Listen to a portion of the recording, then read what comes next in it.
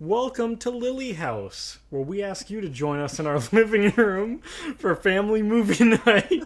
You may hear a dog bark, a cat meow, or a baby cry, but that's because we want this podcast to feel like an authentic evening in our home. Restart. Why? Okay. I think we're off to a great start. Okay.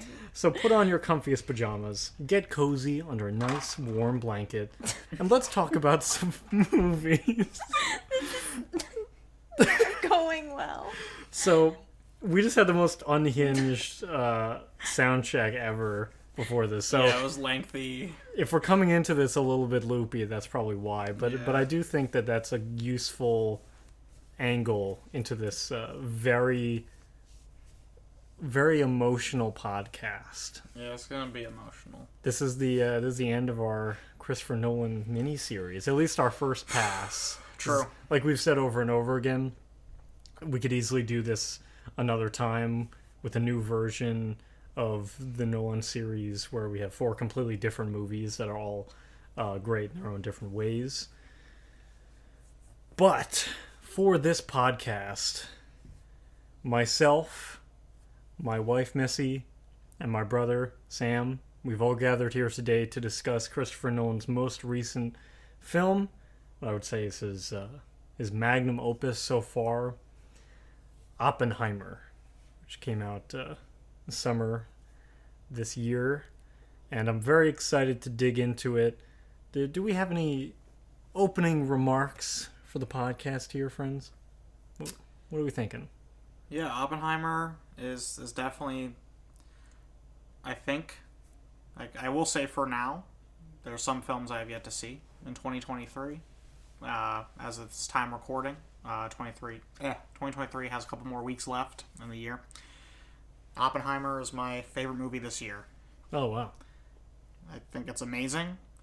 It's honestly just a fascinating character study, on someone with contradictions. And this movie just feeds you 3 hours of dialogue to end in this kind of conclusion that this guy got handed extraordinary circumstances because of the, insane intelligence he had, and just how he deals with that. And this, also, I'm a huge history fan, especially American history, and this is one of the most important, moments in American history ever. So, not only is it a cool character study, it's the historical context of it makes it even better, and it's one of my favorite movie this year. It may be one of my favorite Nolan movies ever, and yeah. Miss, what kind of sentiments are you bringing into this podcast today? Is anything as strong as Samuel? Sammy keeps taking a sip of his drink with ice cubes if you start hearing weird sounds. Is it going to turn to an ASMR video? The boy has to quench his thirst. I'm quenched. Sure. I'm quenched. Thank God. I really liked this movie. I wouldn't say it's my favorite Nolan film. And Okay. I wouldn't say it's my favorite. I wouldn't say it's my favorite film of 2023. That's fine. But I really enjoyed this movie. I think there's really wonderful and powerful moments of this film. I don't think I liked it as much as Gabe and Sam did, but I did really enjoy, I think especially the second time watching it. I think for some reason it was helpful for me to, even though Gabe probably hated every second of watching this movie with me, it was helpful for me to lean over and ask him questions during the movie. Like things like, how did they shoot that? Or how did they do this? Or how did they do that? Like, to be quiet during the theater, it was cool to experience it as it was meant to be experienced. But during the second watch, where I could kind of like go over it a little bit with Gabe, was a better experience for me. So, I don't know. I guess the second viewing brought it up for me a tiny bit, but I would still put this movie at like a 4 out of 5. I wouldn't give it a 4.5. I think there's more deserving films of that. Sure, that makes sense.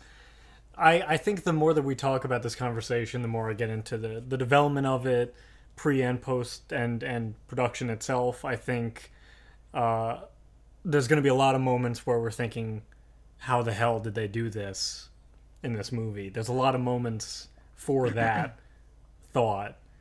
And to get some answers to some of those questions. I think it's going to be a lot of fun. I'm very excited to dig into it. Before we get into real detail, just a few trigger warnings to get us started as usual. There's a lot of scientific jibber jabber, so I would recommend if you are not a fan or you get triggered by excessive scientific vernacular, I would not recommend this film. Child neglect, which we will certainly get into. The concept of nuclear warfare and everything that is involved therein. Suicide, drowning, ? Homicide, ? Conspiracies, ? all conspiracies are question marks, right? Yes, sir. Well, that's a different podcast. But is there anything that I'm missing? I feel like just general like existential world-ending dread is probably in there somewhere. Yeah, I was just kind of gonna say there's, that's the scene of the movie that I'm sure all three of us really love, where he's giving this speech to the people in the bleachers.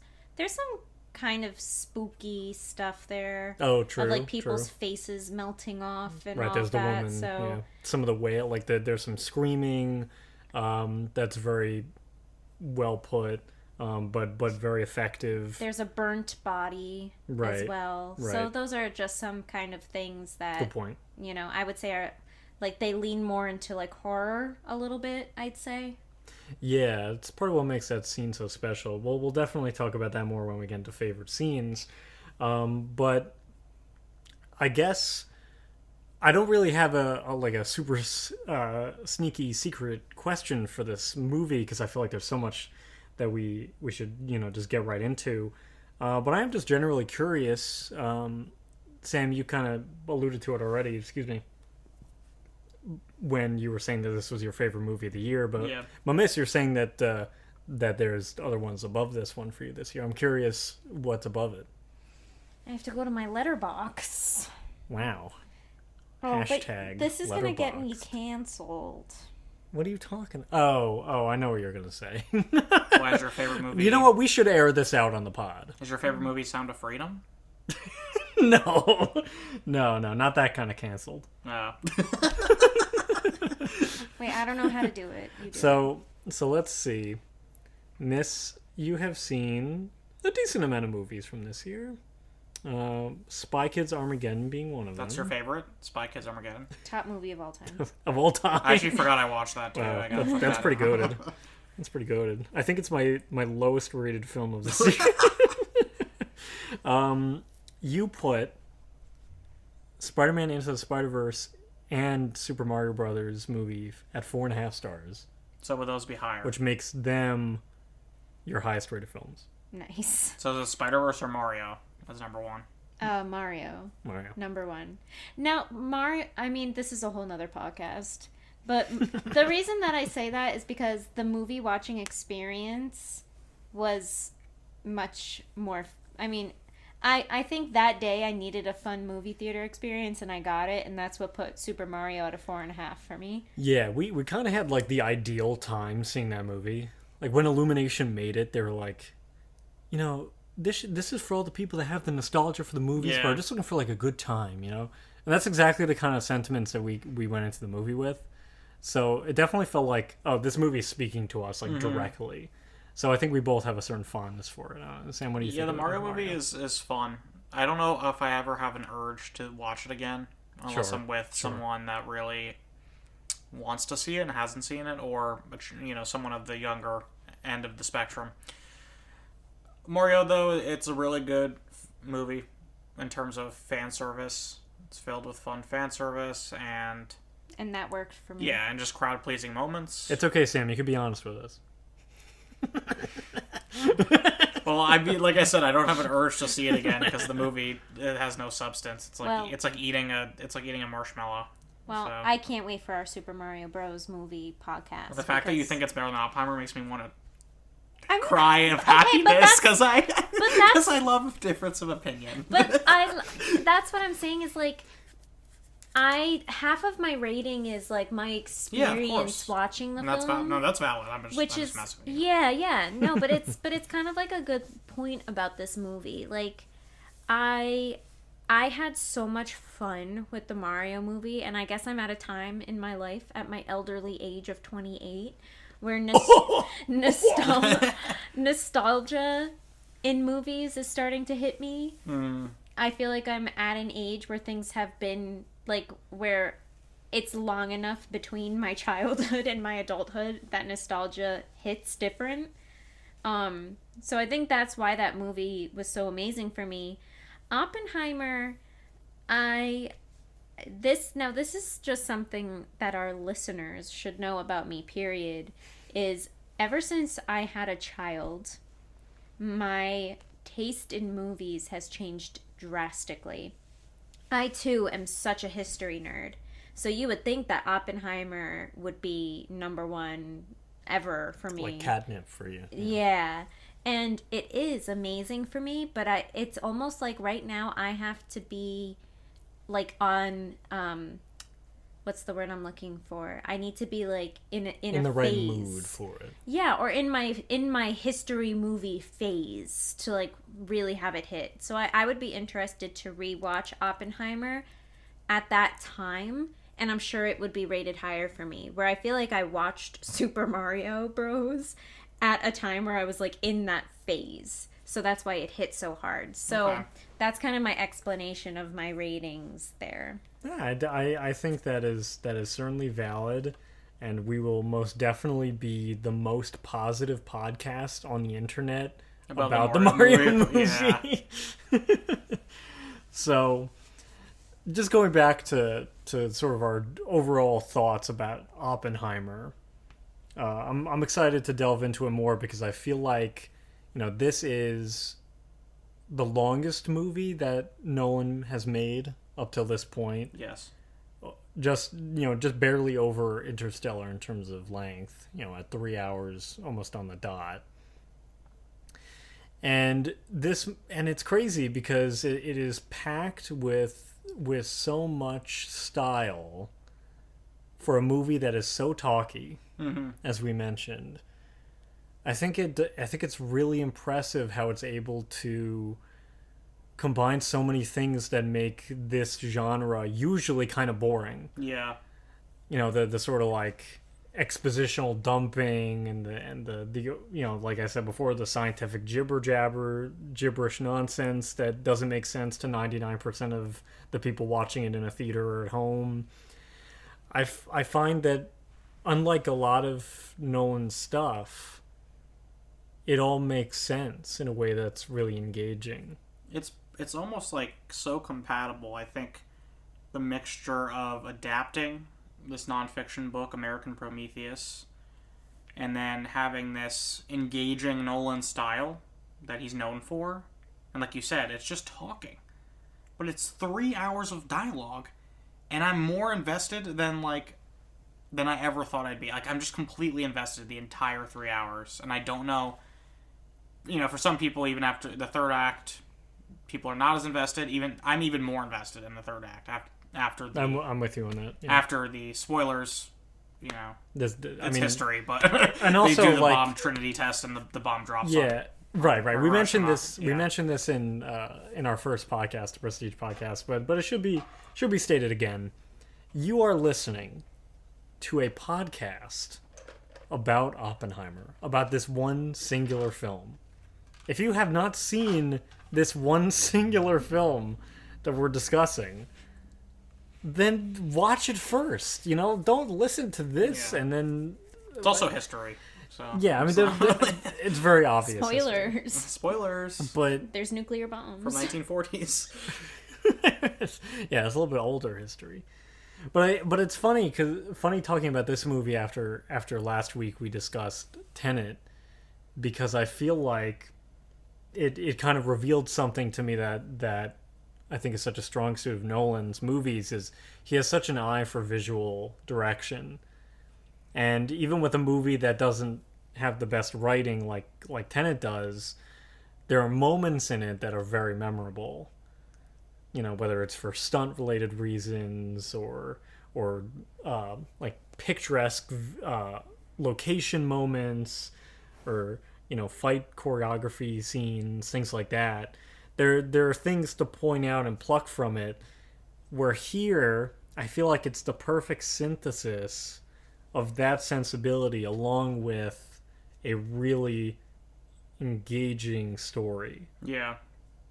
With this incredible cast of characters, period, but also actors, which is something that we'll get into. But it feels so loaded in the best possible way. Yeah, I mean, I feel like he tackles the story with so many moving parts, just like he's tackling other concepts he's done.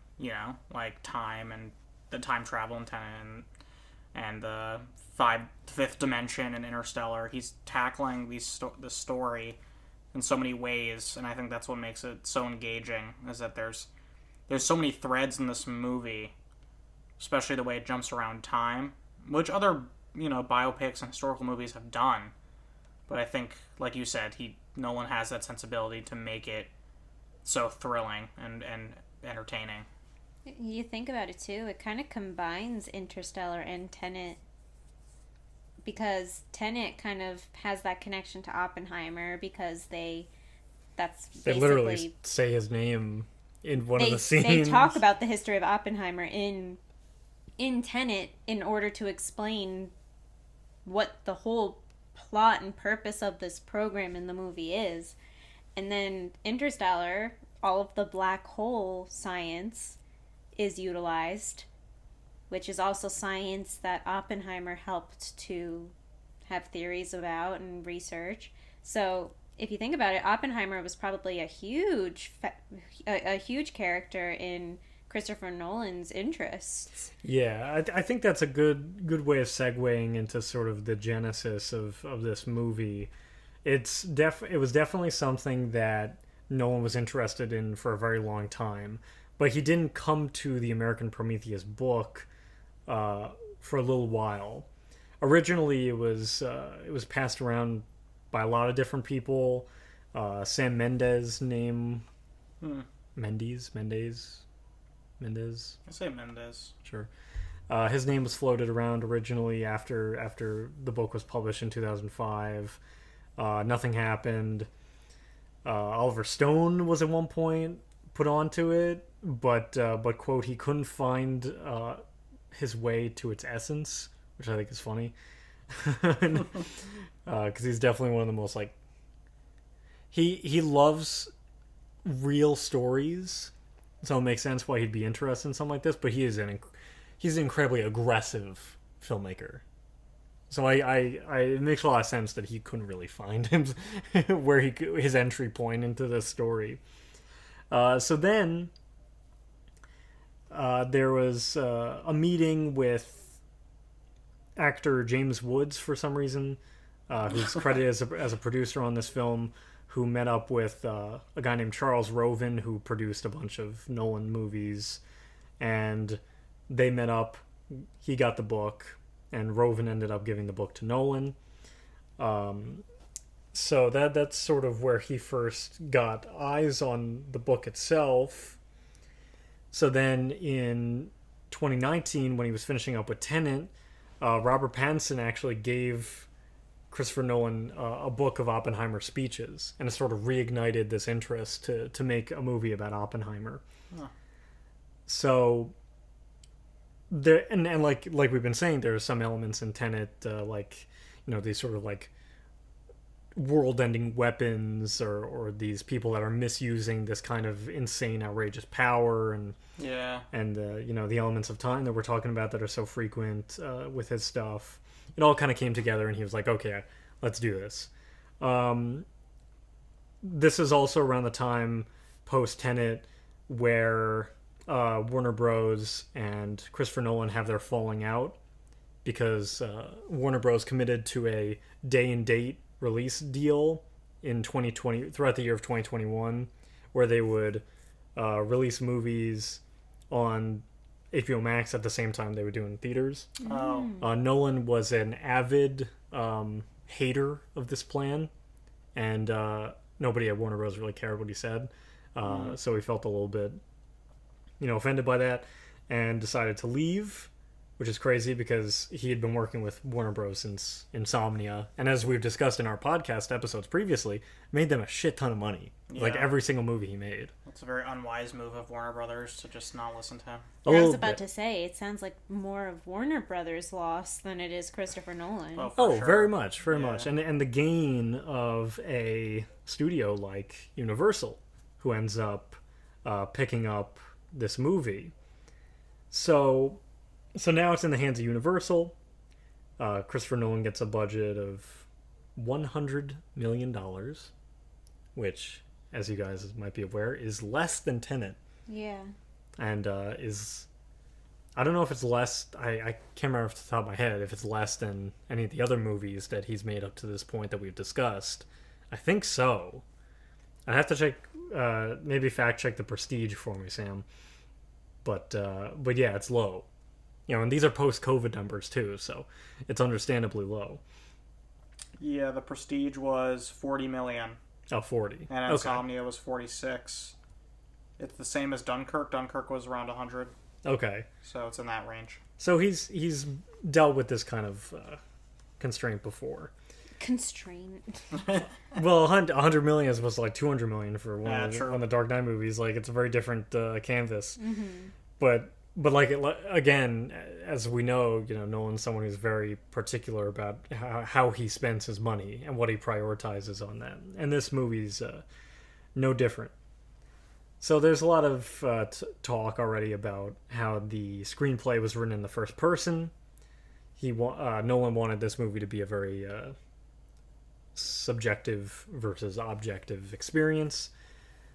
So that's when he also gets the idea of this black and white versus color situation. Wait, I have a question. Yes, Did his brother write this, or did he? he did. Okay. Yeah, he adapted the book and did it with Much more successful than Tenet in his own writing of a script. yeah, and I think it's a difference of like having an original idea to do versus having a adaptation. Yeah, like, okay, that's True. true. Having a baseline and then working off the baseline kind of thing. Yeah. So then we get into casting, which, we can finally say the name Cillian Murphy on this podcast, which is definitely not the last time we'll be mentioning his name on this for sure. He's worked with Christopher Nolan 6 times, this being the 6th, but the first time as a lead. And Cillian Murphy has very candidly been like, I read a lot of books for this one. Yeah, and watched YouTube. Yeah, and watched YouTube videos. Yeah. Exactly. Well, he watched YouTube videos of him lecturing. Yeah. Which he said was kind of difficult because, like, he wanted to know what he was like in his personal life, not just when he was performing, pretty much. Yeah. Funny note, when Robert Downey Jr., Matt Damon, and Emily Blunt were casted, they had to take pay cuts. So as opposed to their usual $10 or $20 million, they got 4. Boo-hoo!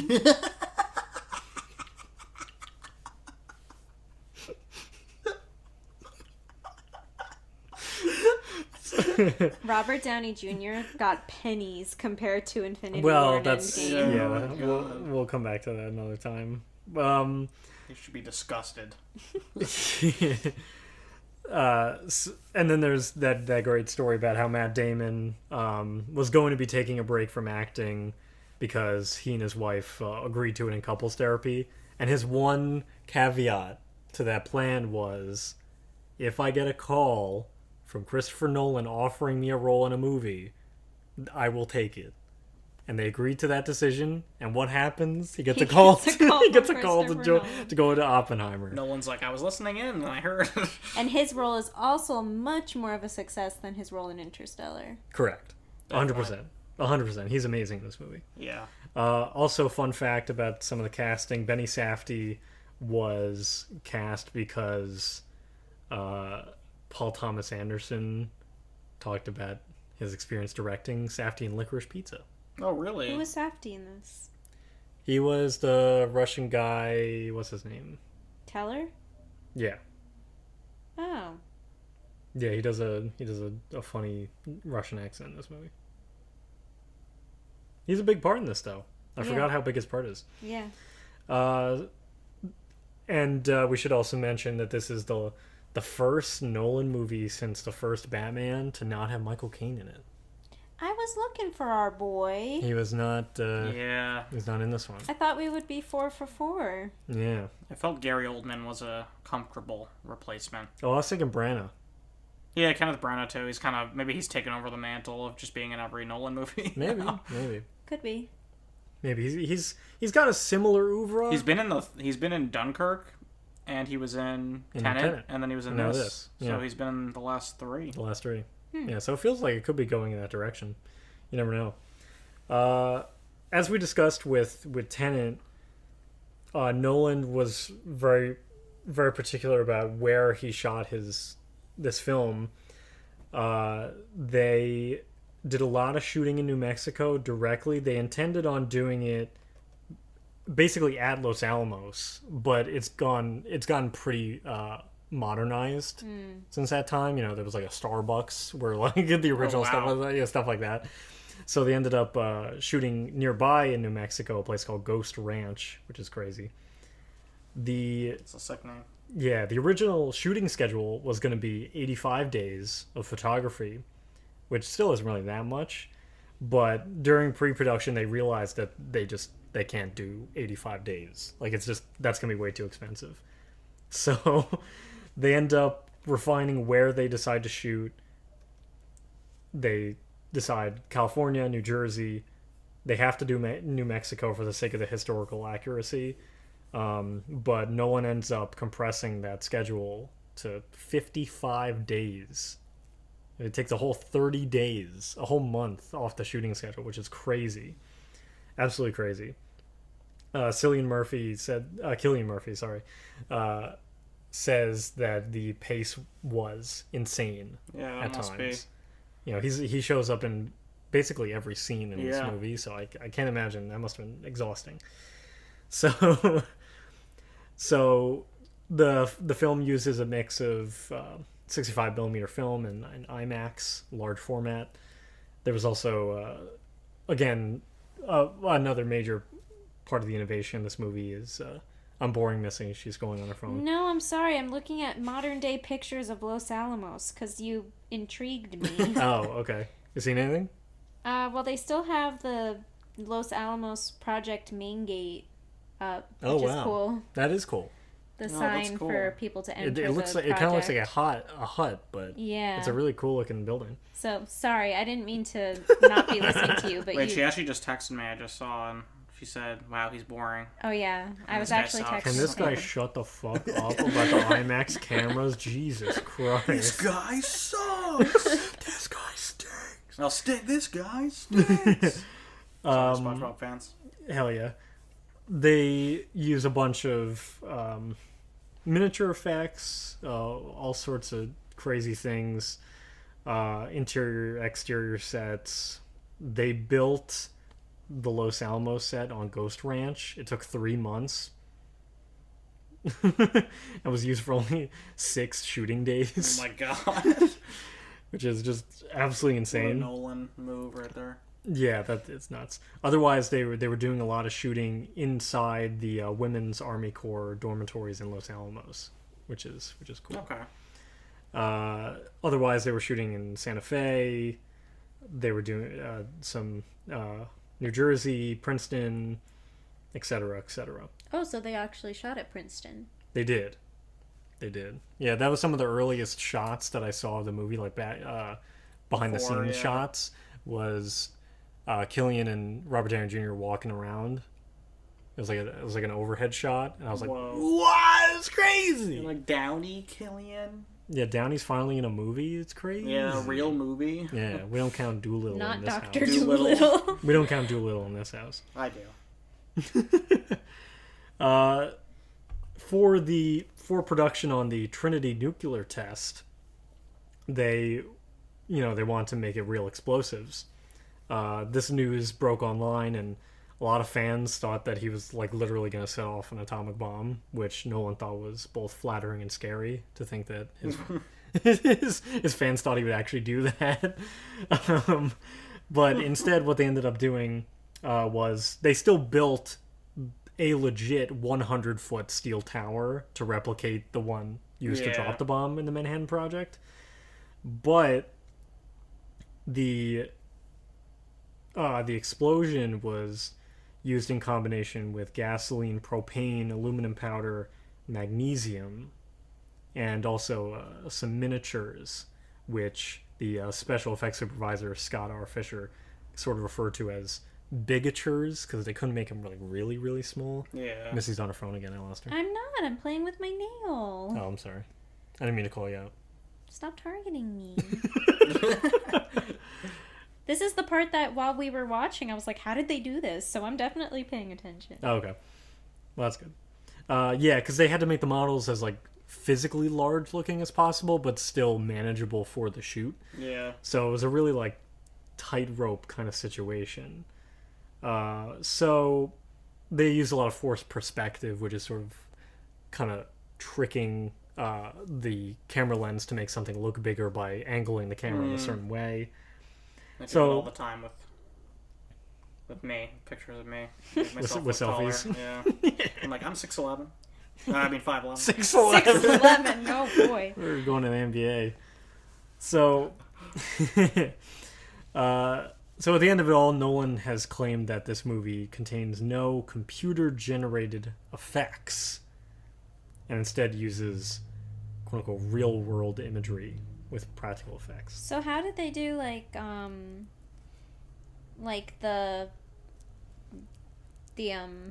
why am I missing my words? When Oppenheimer is kind of like visualizing things at the beginning of the movie, like the dust and the light and all those that. like images that show up in his head? Yeah. There was something about that. I mean, I think it's like just zoomed in on probably some different objects and like ultra zoom. Yeah, or like altered. Yeah. Like experimenting with visuals and kind of. Yeah, there was something on that in the research, but for some reason I can't quite find. It's kind of like probably like how they did in Interstellar with like the dust From the black hole, yeah. Yeah, like that. That's all. It did remind me of that, for Yeah. sure. Mm-hmm. Well, and that's kind of in the... If you watch the explosion closely when they have the Trinity test... Yeah. The dust is kind of there. And I didn't know if that was him visualizing it because of, like, his past visions, or if that was actually in the fire. That's true. That's true, especially since, as we discussed with Interstellar, he's not afraid to, like, make massive clouds of dust going over massive areas. Yeah. So that was a lot of the production, and in terms of post, they just did a lot of sort of what they call character passes to make sure that these crazy massive cameras weren't affecting the way that the actors were being displayed on screen, especially because, like we mentioned, the movie had to be shot in a very fast sequence, very short period of time. So that's pretty much it for the production and the sort of the origin machinations of this movie. You know, we should also mention that Ludwig Göransson comes back to compose a score for this movie after also doing Tenet previously. I think that this score is kind of amazing. Pretty incredible. Kind of amazing. Pretty incredible. Kind of. Yeah. I mean, I think it's my favorite score of the year. I think it's one of my favorite scores ever. Ever. Honestly, yes. Yeah. It's so effective, and it doesn't stop being good, and it makes the movie even more engaging. I agree. It feels it does what the Hans thing is, which makes it sort of a character all on its own, which I think is impressive for a man that's not Hans or man. I think that I would say the use of sound in this movie is more of like the standout for me. To me, the score, like the music, doesn't necessarily stand out, but I think they know when to use sound and when to not use sound, and when to just let sound effects speak for themselves without needing to have a sweeping score in the background. So I think that's great about this movie. But I think there's better scores in Nolan films, personally. You know what? That's very fair. I think it's something that doesn't distract from all the insane amount of things that are happening on camera.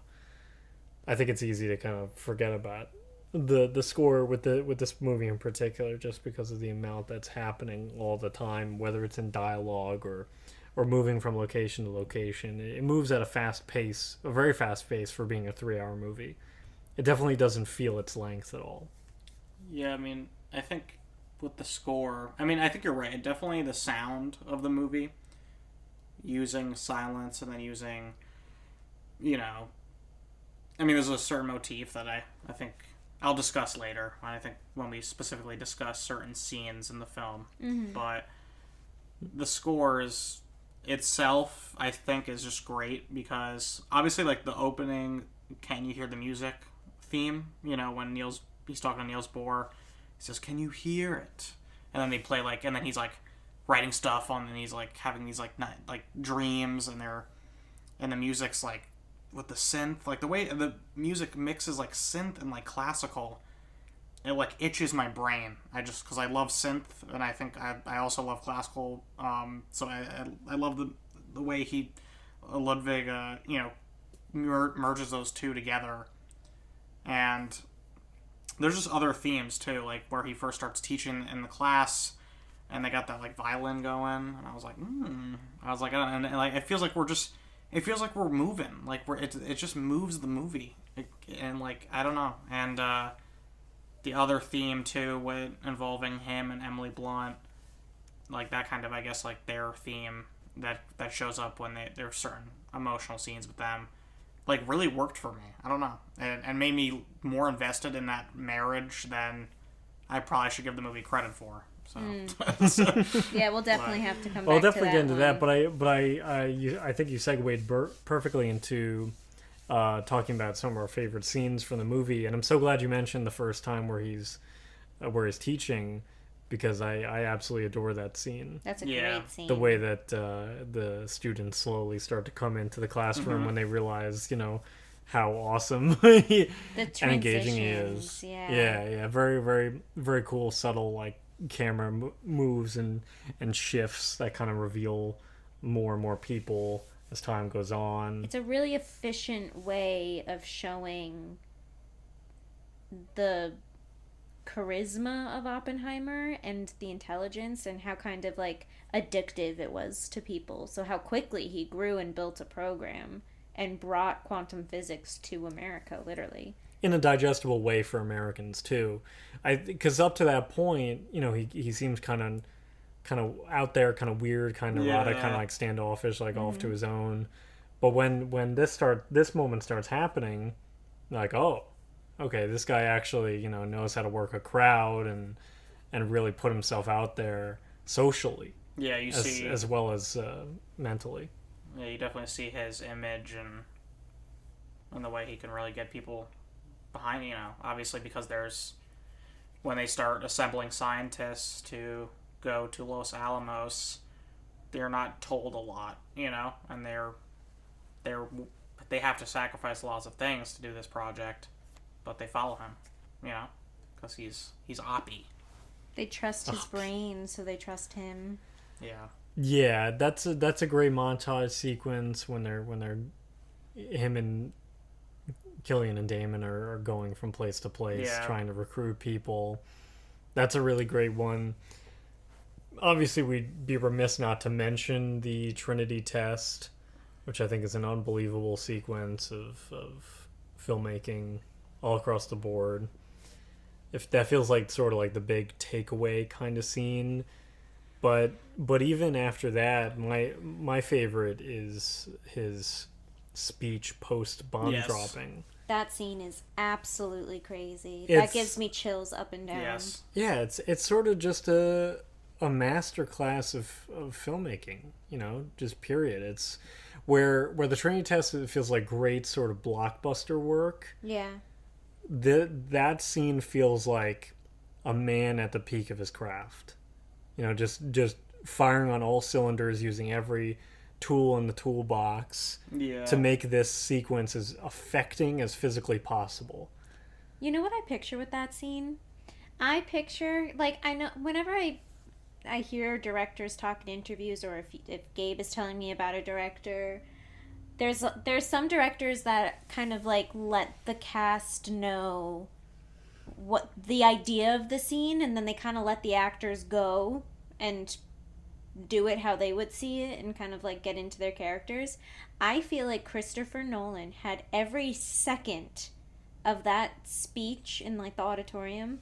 I think he had every second of that visually in his head, and he executed it exactly how he envisioned it. I don't think there was room for improv. I don't think there was room for interpretation. I think every single second of that scene was unbelievably important and had to be done how he saw it. Yeah, especially because I'm not 100% certain about this, but I'm sure that speech is on record. Yeah. In terms of the parts of it that we can really hear and understand that he says. I wouldn't be surprised if it was something that the real Oppenheimer said in a meeting after the fact. And contextualizing it in this way, I think, is unbelievable. Like we sort of briefly mentioned with the triggers, those sort of flashes of burnt face, which was actually Flora back at it again, Christopher Nolan's daughter. Oh, wow. Wow, so that made it personal for him too. Mm-hmm. Mm-hmm. Wow. Which is a whole nother element of this movie where, how much does Nolan kind of identify with Oppenheimer versus appreciate him as a historical figure? That's a whole nother can of worms that we can get into if you want, or we'll just keep talking about how sick this scene is. Well, I think with this scene, I think this is my favorite scene I've seen in a film in a long time. Yeah. Because, like Gabe had mentioned, and it's knowledge of the script being written in first person. This is one of the best depictions of someone dissociating from something they've done, and in real time you're seeing him start to have this cognitive dissonance of, I just created something and said it's out of my hands. I don't decide what's done with it, and look what they did with it. And that's what it's honestly, like I said, Nolan puts everything into the scene. The way they use the sound. When that silence starts to linger, and it's lingering too long, and then he sees the woman with the face, the skin peeled, and then you're waiting for the sound to come back, and then it does, and it's almost a jump scare. This movie is horrifying in that way, but this scene is particularly scary in my opinion, because of, you were in real time seeing the burden put on this guy, and you were this is changing him. And I think right when the Trinity test explodes and he sees the explosion, from there, and then this scene, and then the scene with Truman, played by Gary Oldman, those strings of moments are just the most heavy dread ever.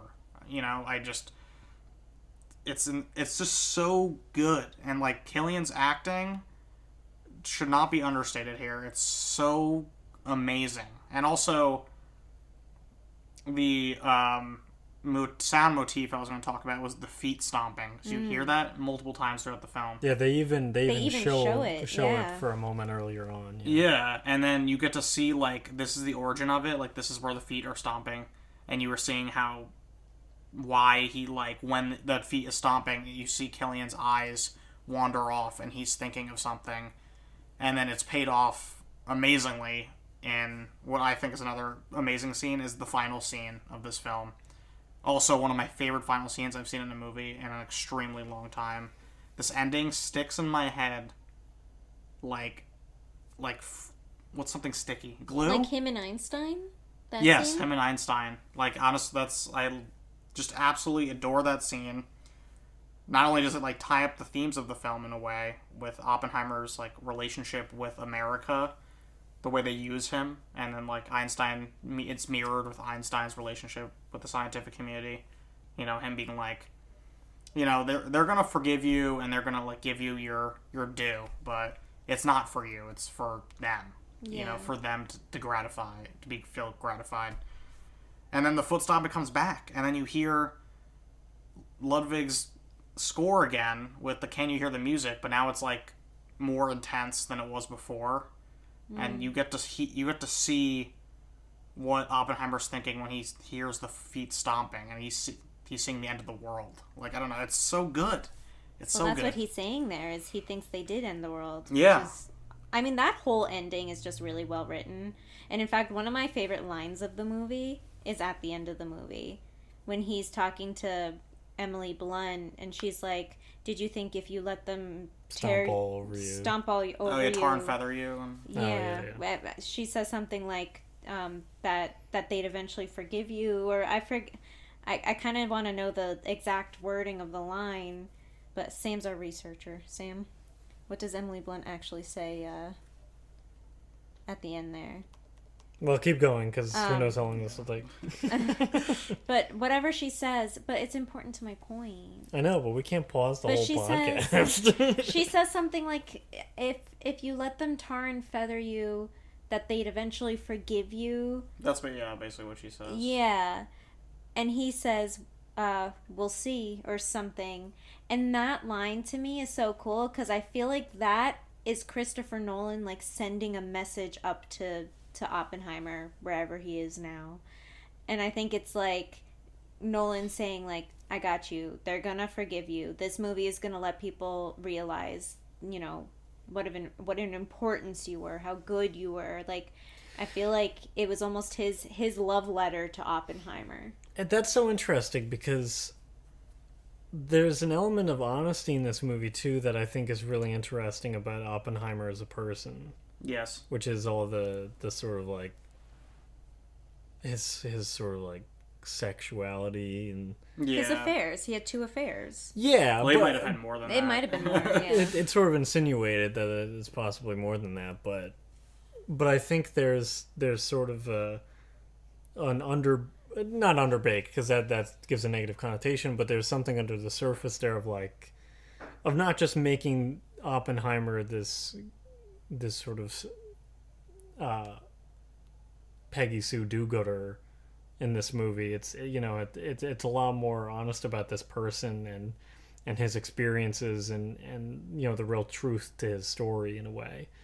So in a sense, yeah, I do agree it's a love letter, but also it's a way of explaining him as he was, not in an overly biopic way where it's like, this man has done no wrong and look at what he's done for the world, you know.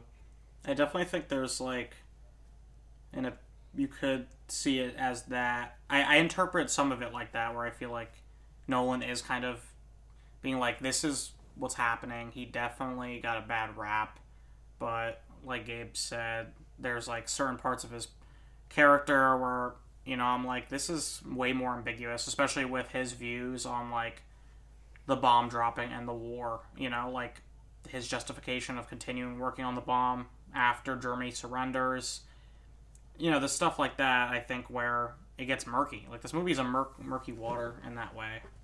Yeah, it's what the best movies can do, which is play in the gray area, you know, where things aren't quite as black and white and people aren't always overtly good or bad. Yeah. Which isn't easy to do with history. Oh, no. Nolan pulls it off.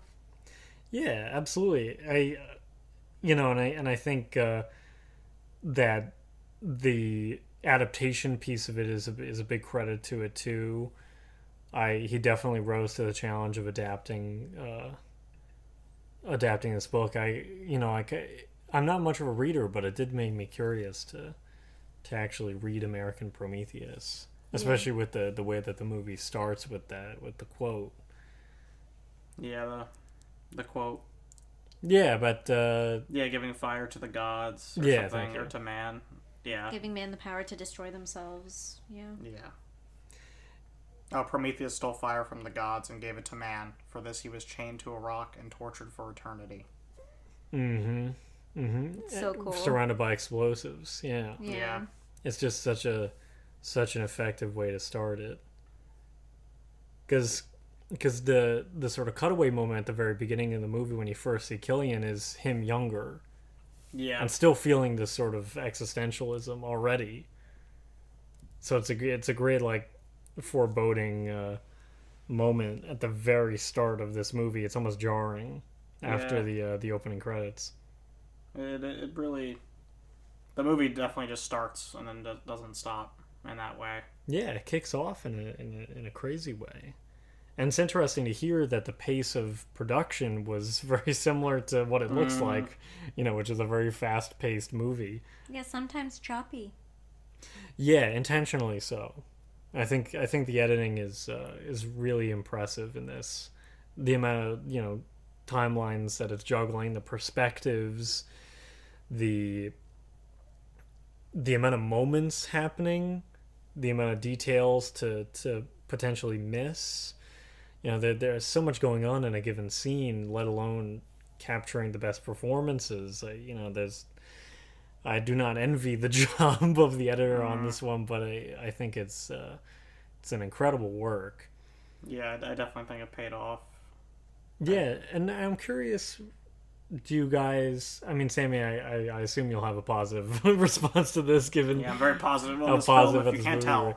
But, so Miss, I'll start with you. What do you think of the decision to make the moments that aren't in Oppenheimer's perspective in black and white, and the moments that are in his perspective in color? To be honest, I didn't notice that until you just said that at this moment. I thought it was like I don't know, I guess I didn't pay enough attention to the color.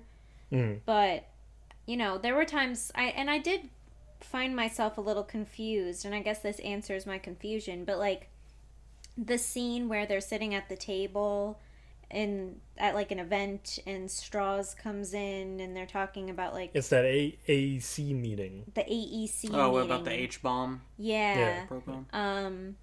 I noticed one time that they showed that it was in color, and one time it was in black and white. So I guess that's Strauss' perspective versus Oppenheimer's perspective. Basically, yeah. But I mean, I think that's cool. To me, it just wasn't that obvious. So to me, I was a little confused at what the usage of color was, but that might just be me being naive. I thought it was like it's not naive. I thought it was like a time period thing more so, but I guess it still is, because Strauss' perspective is from, he's working and telling stories from the end of the movie backwards, and Oppenheimer's kind of moving forwards in time. Again, Tenet, literally.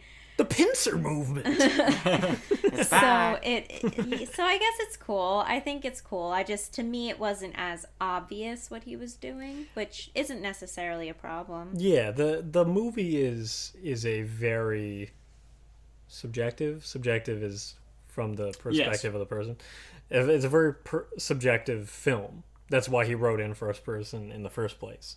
So to have the moments where he was not present, or it was not his perspective, to be in black and white makes a lot of sense. Because, when something's happening to somebody else or it's their perspective, you see it in black and white. It is or it isn't. Yeah. But when it's him, when it's his subjective perspective, he feels everything. Yeah. He gets the full spectrum of color in his world, because it's his movie. He's feeling it. Yeah, I mean, I also think if the black and white, that's how I interpreted it, that the Strauss perspective is black and white. His character is more black and white. Like I mean, he has layers to to how he sees things, but his perspective in Oppenheimer is very, antagonistic, I would say. I mean, he's not always acting antagonistic towards Oppenheimer, but he has an antagonistic view of him. And that can be seen as black and white. Oppenheimer, his character, he, like I said at the beginning of the podcast, he's full of contradictions, and he also, they make a point in the film that he's like, why choose one dogma when you could, pick and choose, so he's seeing things on different levels than other people. Like, some people are like, I'm just this. But Oppenheimer's like, well, I believe in parts of this, political mindset. Yeah, he's a theorist. That's literally how he bases every thought. Exactly. So there's a world of there's a universe of possibilities in his mind. Yeah. Yeah, it makes it very interesting that he's surrounded by a lot of people who don't have that track mind. Yeah. Also. Well, I think that's because you can only go so far with theory. That's what he keeps saying. So he can't surround himself with just other theorists. Right, and I think that's what makes his relationship with Jean Tadlock so interesting, because there is such an attraction there, but it is fundamentally what we're talking about, which is someone who is so deadly focused on their goal, their mission, their sort of agenda as a communist, versus this more sort of free-flowing, loosey-goosey kind of theorizing perspective that Oppenheimer had. Well, it's even shown with Lawrence, the professor next door at his residency or whatever it is, where they both say you can only go so far with theory, and what does he say? He's like, I wanted to be close to you experimentalists or something like that. Mm-hmm. And I think that's a cool relationship too, where Oppenheimer kind of has these thoughts and these ideas that are literally out of this world, and Lawrence grounds him pretty frequently, which I think is cool. Yeah, he grounds him, and he also sort of finishes his diagram in a way, where like you were saying, he sort of puts the action to the thoughts. The theory. Yeah. Exactly. I really like that relationship in the movie. I think Josh Hartnett is fantastic. Yes. In this. Well, yeah, because anytime Oppenheimer goes too far, even with the communist stuff, the FEAC or whatever it was, the fact. Yeah, that where he was trying to get students to speak up and this and that, and then Lawrence comes in and is like, you can either do this or you can let the world benefit from your science. You're too important for this. He comes in and he really grounds Oppenheimer in many ways, and I think that's so cool. Well, he's got that great line, you're not just self-important, you are actually important. That's a great line. It's an incredible line. It's really great. And you can see that really hits Oppenheimer as a character too. Oh crap, the responsibility sets in. Yeah, for sure. Well, that was a pretty great dive. We'll definitely continue more throughout this conversation for sure, but I want to get to the box office ballpark game, because this is an interesting one, because this movie's still technically playing in theaters. Yeah, it just returned to theaters for a week. Yeah, and I think it's going to be back again January, I think. Yeah. So there's a lot more Oppenheimer to be had on the big screen, but right now we have numbers, and I told you guys the budget was $100 million.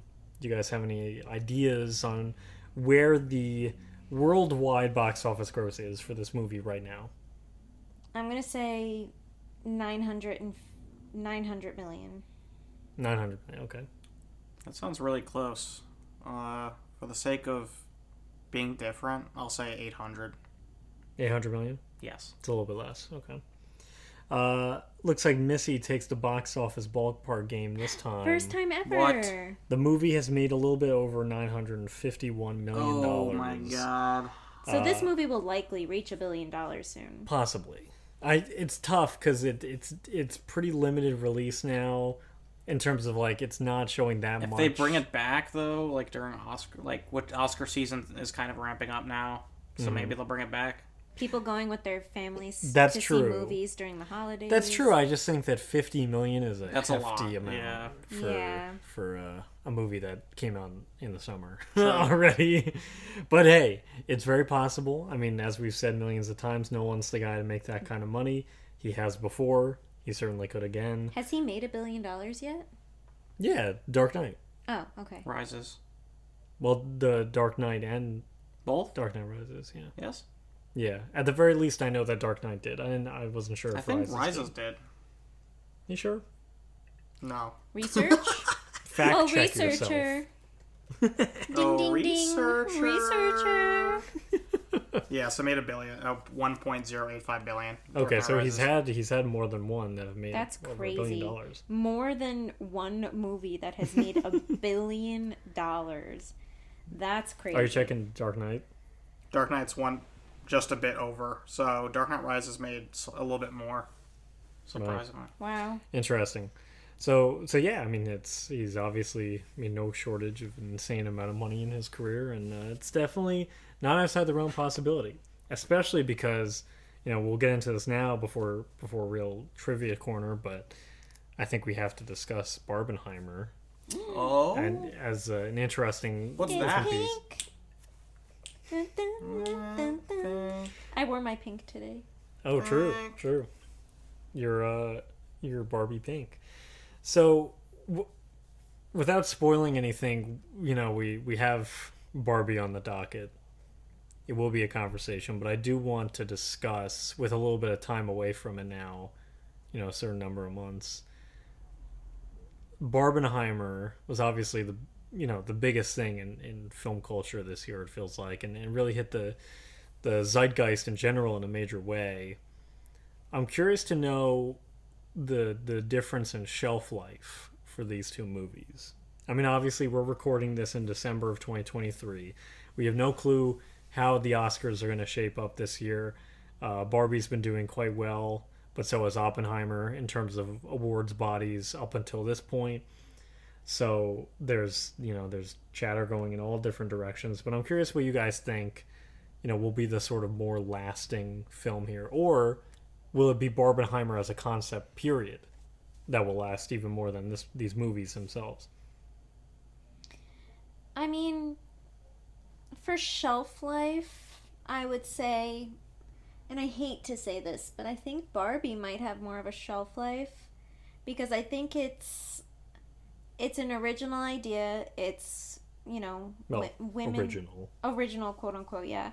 But it's, very empowering for women, and I think there's a lot of social messages in that movie that are really important these days, and I think that social awareness that should be important moving forward as well. So I hope it has a high shelf life, where Oppenheimer is more of, a historical adaptation, and I think movies like that unfortunately don't have as long of a shelf life.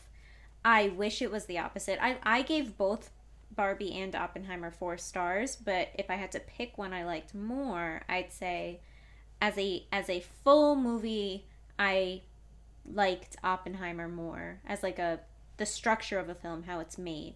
But Barbie to me is more of a fun movie watching experience, and I think that goes a little bit further these days.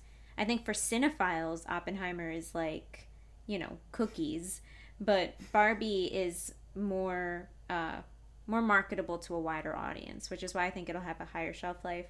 Barbenheimer in general, I didn't experience Barbenheimer.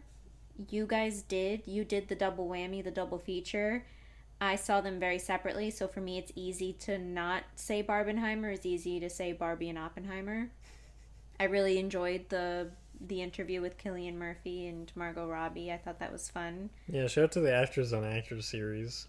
Consistently a wonderful series. But kind of going along with the same theme, Margot Robbie did a lot of talking in that interview, and Cillian did a lot of nodding his head. Yeah. So it's kind of like what I think is the same sort of idea with the shelf life of these films. Would you agree with that, Sam?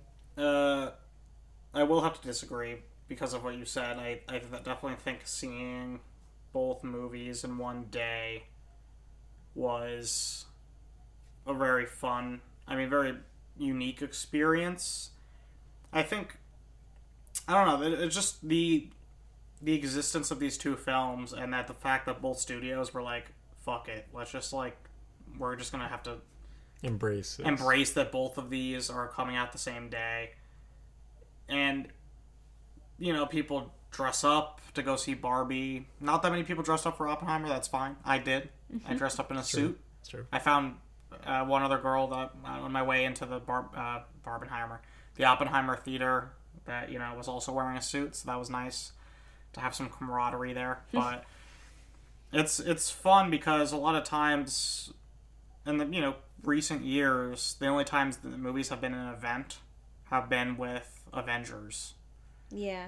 And that's cool, but that era is kind of now becoming in the twilight.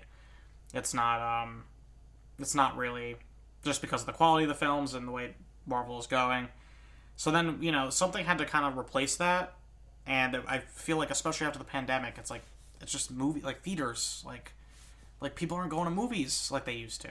And then this phenomenon happens with these two giant films that are so different from each other stylistically and you know, creatively, come out the same day, and they both end up being good movies that are being directed by people that love making films, that are about the craft, and are just, you know, some really great directors today that are, and it's just a really great experience. So I think that's gonna definitely be the moment that's remembered. I think also because it's like a viral thing, you know, like it's a thing that was so prevalent in social media, like memes as well, and just discourse in general. Halloween costumes. Yeah. But both films are also memorable too. I'm not even discounting that both movies are great. So, yeah. That feels like the craziest part about it, looking back on it now, is that leading up to it, I would never have bet that both films would be really good. You know? Like, I was like, all right, you know, if Oppenheimer's amazing, Barbie's probably mid. If Barbie's amazing, then Oppenheimer's probably whatever. I was skeptical of both. Yeah, it could have gone in any which direction, so I feel so happy that both movies are so quality. It also helps that both movie teams supported the other movie. It's the Taylor Swift Beyonce war that's going on right now, where the world is trying to pit them against each other, but the two of them are like, stop trying to pit women against women. And I feel like Oppenheimer's cast and crew and Barbie's cast and crew were like, stop trying to get people to pit movie people against movie people. We're all just supporting each other. We're all a community. And I really like that a lot. Well, that was so interesting, too, because the actors' strike started not too long. Was it right before Barbenheimer was supposed to happen? I know they had all their press junkets before the release. So they were able to get all their interviews in before the strike started, but it was close, the timing of it, whenever it was. So it's crazy to think that, you know, the studios had enough savvy to be like, all right, well, this is happening, so we might as well just let it happen. And it wasn't even, you know, from what I recollect, it wasn't even like the studios leaned into it.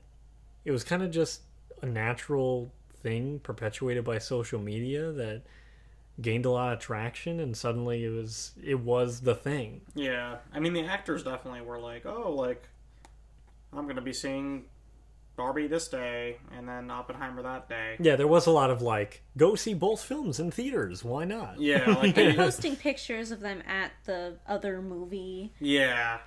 Oh, well, because there was week. that Greta Gerwig picture with Margot Robbie where they had tickets to Oppenheimer in front of the... It was a synergistic approach, which I just think was really That's neat. True. That's very true. And even Tom Cruise got in there. Unfortunately, he was the... him and Macquarie. The third wheel, but him and Macquarie, tried promoting and saying, we're going to go see both movies too. And Dead Reckoning Part 1 came out... 2 weeks, I think? 2 weeks after? Yeah, before. Oh, it was before. Yeah. Oh, yeah. That's it was like a week before or something. Yeah, I think it was a week before, and then he kind of moved it earlier as much as he could to get those IMAX screenings. Oh, right. So it was like starting. It was like a Monday. It was supposed to come out like Wednesday, like so a week and a half. Right, because he got upset like, that he couldn't hold on to the IMAX screens for longer. That Mission Impossible movie unfortunately suffered because once Barbenheimer came out, It was like a tidal wave. The box office, swept up everything else. Yeah, it wasn't even close for anything else. Poor Tom. He's doing all right, I think. He'll recover. Still getting those Top Gun checks. True. So let's get to some trivia. Let's talk about some fun little trivia I got here. I already mentioned the funny thing about Matt Damon getting cast in this movie as he was about to start a break. Classic. The score of this film doesn't feature any drums, as Nolan and Ludwig felt using a sound typically associated with the military would be inauthentic to musically capturing the character of Oppenheimer. That's cool. It was very interesting. Hoyt van Hoytema, our boy, cinematographer, back at it again. Yes. When he was interviewed on a Dutch talk show, he said that there's not a single frame in this movie that was storyboarded. To him, it was one of the most freeing productions that he had with Christopher Nolan up to this point. He also preferred, quote, as a matter of principle, shooting as few takes of a scene as possible, which makes sense given the insane pace of it. Yeah, it's funny to think that they went for 2 and then moved on to the next thing. There was also, because of the shallow focus of the massive wide-angled IMAX lenses, sometimes actors would be a little bit out of focus. But if they were kind of vibing with the energy of the take, they would just let it go. They wouldn't worry about it so much. And I think that kind of brings in a pretty naturalistic vision for some of this movie that I think really works. Kind of drops you right into the moment in history. It seems like Nolan kind of relaxed a bit, because he's so. I mean, I think there's definitely some things like you said with Missy with the speech scene that he probably conceptualized beforehand, but it seemed like with that, and Well, I think also they were dealing with a lot of time constraints. Yeah, and sometimes that makes pressure makes diamonds, Exactly, 100%. I definitely think this is one of the cases. Christopher Nolan deliberately cast recognizable people in all of the major roles in this movie so that it would help audiences differentiate all the different characters. Josh Peck. Yeah, I mean, do we want to Roderick. quickly just go through some of the insane, like the deep bench, one of the deepest benches for a movie ever?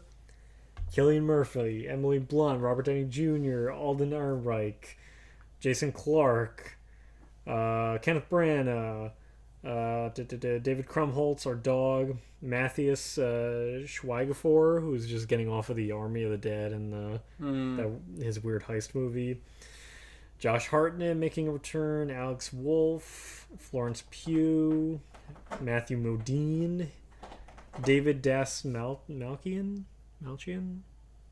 I don't know how to pronounce that. You mentioned Casey Affleck, too. Casey Affleck, Matt Damon, Dane DeHaan, Josh Peck, Jack Quaid, Benny Safdie. God, there's so many. Gary Oldman. So many names. Rami Malek. Oldman for one scene. Our girl, Flora Nolan. You got Alex Wolff, too. I said Alex Wolff. Oh, you did? Yeah, it's just like unbelievable. Yeah, I know. Those are so many names. Absolutely unbelievable. But it definitely helps, recognize people in this movie. 100%. Makes a massive difference. Nolan, during an interview with David Martin on CBS, he pointed out that the entire reel of IMAX film stock that they used for production on this movie is 11 miles long and weighs 600 pounds. Whoa. Oh my god. Apparently, during filming, the cameras were so big and intense, it was almost impossible to actually record either dialogue or sound on set. Damn. When they say, this might be a stupid question, but when they say real, do they literally mean film reel? Like, if it's exposed to the sun, it could ruin it. Like, Yeah. wow. Yeah. The IMAX film stock is a whole nother level of of technology. It's just crazy. And there's plenty of research to be had about that whole science, but I'm not smart enough to dig into that. This movie surpassed Bohemian Rhapsody as the highest grossing biographical film worldwide. Thank God. Yeah. Which I feel Poor much better Rami about. Malek. Rami Malek. Hey, well, he's in this too. I He know, had that's what I'm a saying. triumphant He loves a biopic. response. Yeah, well, that's He does get, like, the moment. He gets a hell of a moment at the end of this movie. Yeah. Absolutely. He pretty much saves Oppenheimer's reputation. Yeah, in a way. True. When Christopher Nolan approached Florence Pugh about playing the part of Jean, he admitted to her that it wasn't a particularly large role by any means, not huge, but Pugh said that she would play an extra just for the chance to work with him, Oh, cool. which is great. And last but not least, I thought it was a funny little nod. After the strike began, Emily Blunt and John Krasinski snuck into an IMAX screening in a mall in Nyack, New York, just on a weekday afternoon, and they saw that the audience members were dressed up as characters from the film, Oh my God. which is just a great story. Well, they should see they dressed up as. Where were those people? When I saw Oppenheimer. In Nyack, apparently. The heck? They were seeing Barbie. Yeah, they were seeing So Barbie. they there chose you to go. dress in their Barbie pink. There you go. So we mentioned basically every single actor that's in this movie, in a major way. Yeah, and I kind of know the answer to this question already, but I definitely want to get into it. Our favorite performances in the movie. I think it's important to talk about Cillian at the start here, but I definitely want to talk about other performances because there are certainly plenty of amazing ones in this one. I have a least favorite. A least favorite? So maybe we can do our favorites first and then touch on our least favorites. Well, we've been speaking pretty positively about this film. Yeah, let's throw some dirt where do you in want to the- get started, miss? Now, there's a reoccurring thing on our Nolan miniseries where we talk about the writing of his female characters. That definitely continues into this film, and Excuse me. 90% of the female characters are just not. I mean, the very few female characters that are in this film are just not written well, Emily Blunt included. And I don't, usually what I say with the female actresses in Christopher Nolan films is like they're doing the best with what they've been given. I don't think Emily Blunt did the best with what she was given. I think there was actually pretty decent. Decent meat is still like a low bar for Christopher Nolan writing for females, but I don't think Emily Blunt took this role and really did what she could with it. I think there would definitely be better casted people in this role. So I think that's the number one mistake. She probably shouldn't have been the first choice for this role. And number two, I don't think that she played the part in, the best way that she probably could have, even with the writing she was given. So I have a big issue with that role.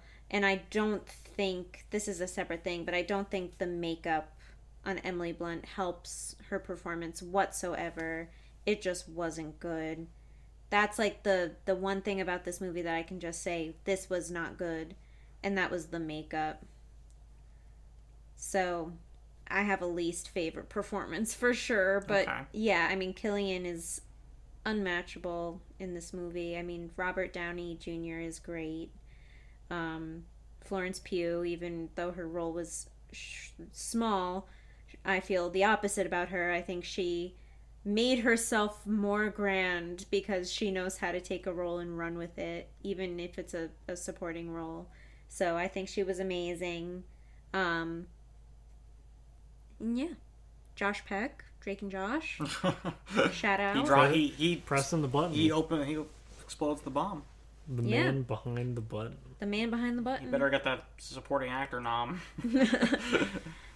I think to focus on Emily Blunt, I'm very conflicted about Emily Blunt in this movie because I think the scene at the end where she kind of like defies Roger Robb, the Jason Clarke's like, you know, litigator character. Mm-hmm. And I really love that scene. I really do. That was her best part. Yeah, like I think I was happy that she got something because the entire movie she's kind of depicted as like, this seems like an alcoholic, kind of unstable person. Bad mom. Yeah, bad mom. Just overwhelmed by a lot of things. And I think that's... There's Our cat is head first inside a red Solo cup that was filled with water. It sounded like he was putting a plate down. I was like, is he making food? Rico's doing the dishes. Yeah. Oh, thanks, buddy. I think that's the major issue with this character, actually. What Sam, you just touched Is what on.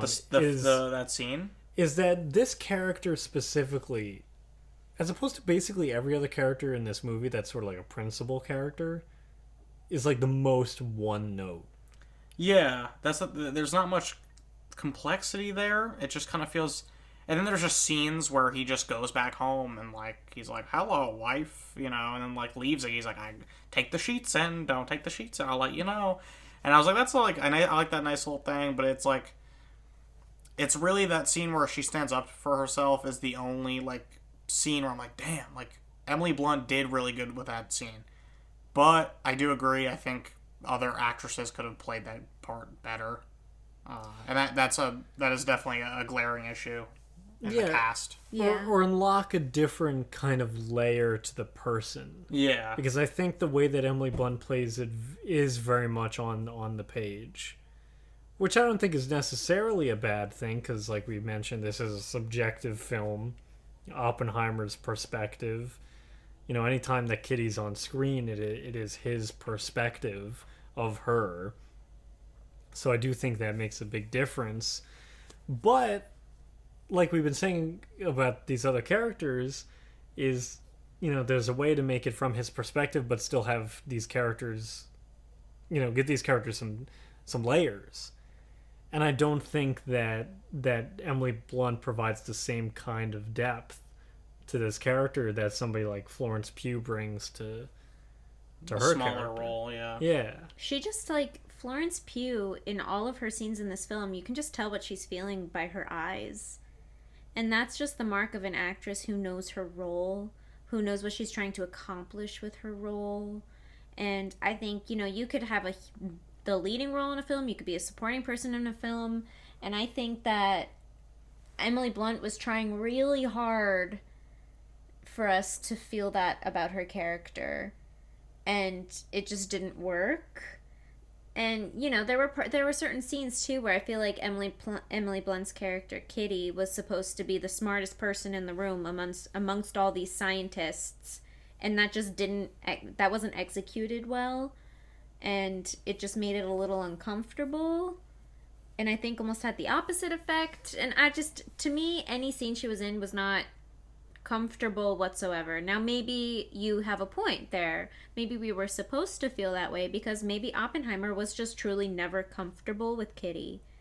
So maybe that was intentional, but is that us just really reaching to try and find a solution for the bad acting and the bad writing? Right. I think that is sort of what's happening here, because like you know, like we've been saying over and over again, in this very same movie, we see people rise to the challenge in a way that makes the character more engaging. I think even Alden Ehrenreich, who is just like a Senate member talking to Robert Downey Jr. the whole movie, even he, in his performance, brings so much emotionality to that character. Yeah. Who is basically nothing. Yeah. It's basically just a way of getting Robert Downey Jr. to talk about exposition. Yeah. But the way that he plays it, I think, is so smart. I think we should talk about Downey, because Robert Downey Jr., I have a tidbit about this if you want me to get started real quick before you get into your diatribe, whatever it is. Well, just discussing Downey. Yeah. Alden Ehrenreich, who I just mentioned, was talking to Vanity Fair about working with Robert Downey Jr. He was basically like, this is the best experience I ever had with an A-lister. He said, quote, the drill typically is, hi, nice to meet you. And you do your work together and then you go into the world. Robert Downey Jr. took Alden to dinner the first day they met. Whoa. And then later they went on a road trip. What a lucky guy. He says, we developed as much of a friendship as I've really ever developed with any actor I've ever worked with. Which I think is a real testament to Robert Downey Jr.'s commitment to not only this movie, but also to just being decent, a professional. Yeah. Yeah, and I think his passion for this project really comes through in his performance. Now, Sam, what were you gonna say? Oh no, I agree. Also, discussing actors on actors, the Mark Ruffalo and Robert Downey Jr. Episode, incredible, of that was also really good. Very interesting to hear the kind of the psychology of Downey's, approach in terms of that he was kind of had some fear entering this role because this is something he hasn't. First of all, working with Nolan, what an insane collaboration on paper. But the fact that, he's following 13, 14 films of just being filmed, basically most of those movies being filmed the same way every time. Him giving the same performance every time, which is a great performance, but... You mean as Tony Stark? As Tony Stark, yes. And then entering this new world with this, special director. And he absolutely I think he really knocks this role out of the park. Mm-hmm. Watching it a second time was very interesting because you kind of see the earlier scenes.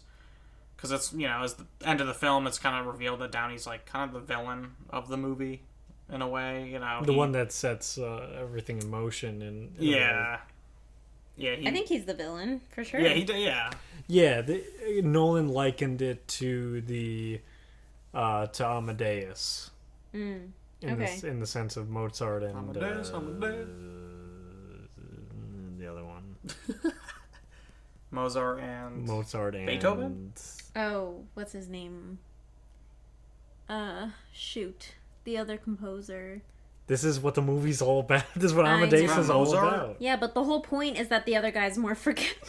Exactly. Salieri. Salieri, thank you. F. Murray Abraham's character. Yeah, so that was sort of the Where's Beethoven at during all this? Is he just chilling? Or is it not his time? I don't know. During Amadeus? Yeah, where's he at? That's not his time. Oh, damn. He doesn't have a cameo? Was it like 200 years earlier or something? I don't know. I mean, they're both classical era, but they have nothing to do with each other. There's no end credit scene of Amadeus where he's like, Beethoven. Where he texts Beethoven. Let's start the Avengers, classical Avengers. I'm putting together a team.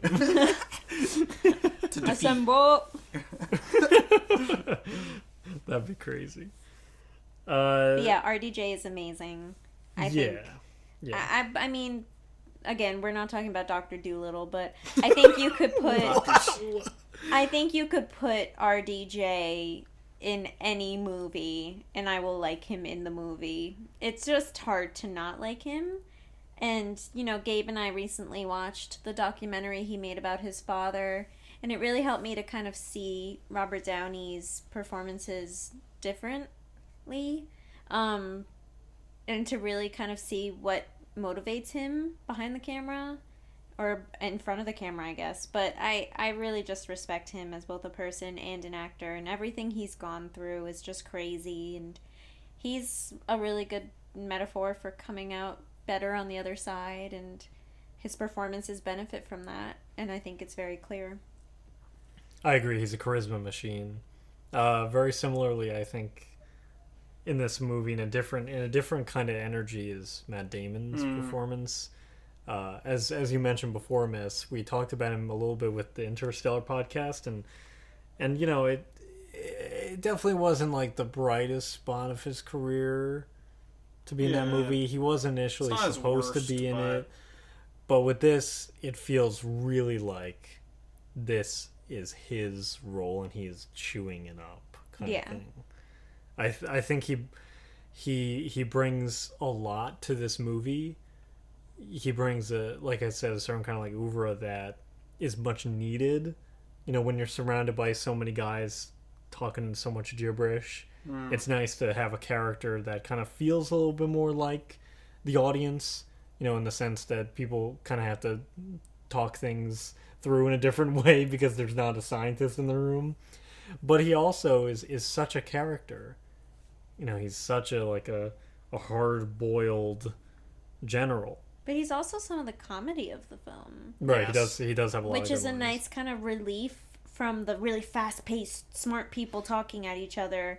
It's nice to have just somebody who, like you just said, isn't one of the smart scientists in the room. Even though he's still, like, a freaking general. Like, obviously he's very important.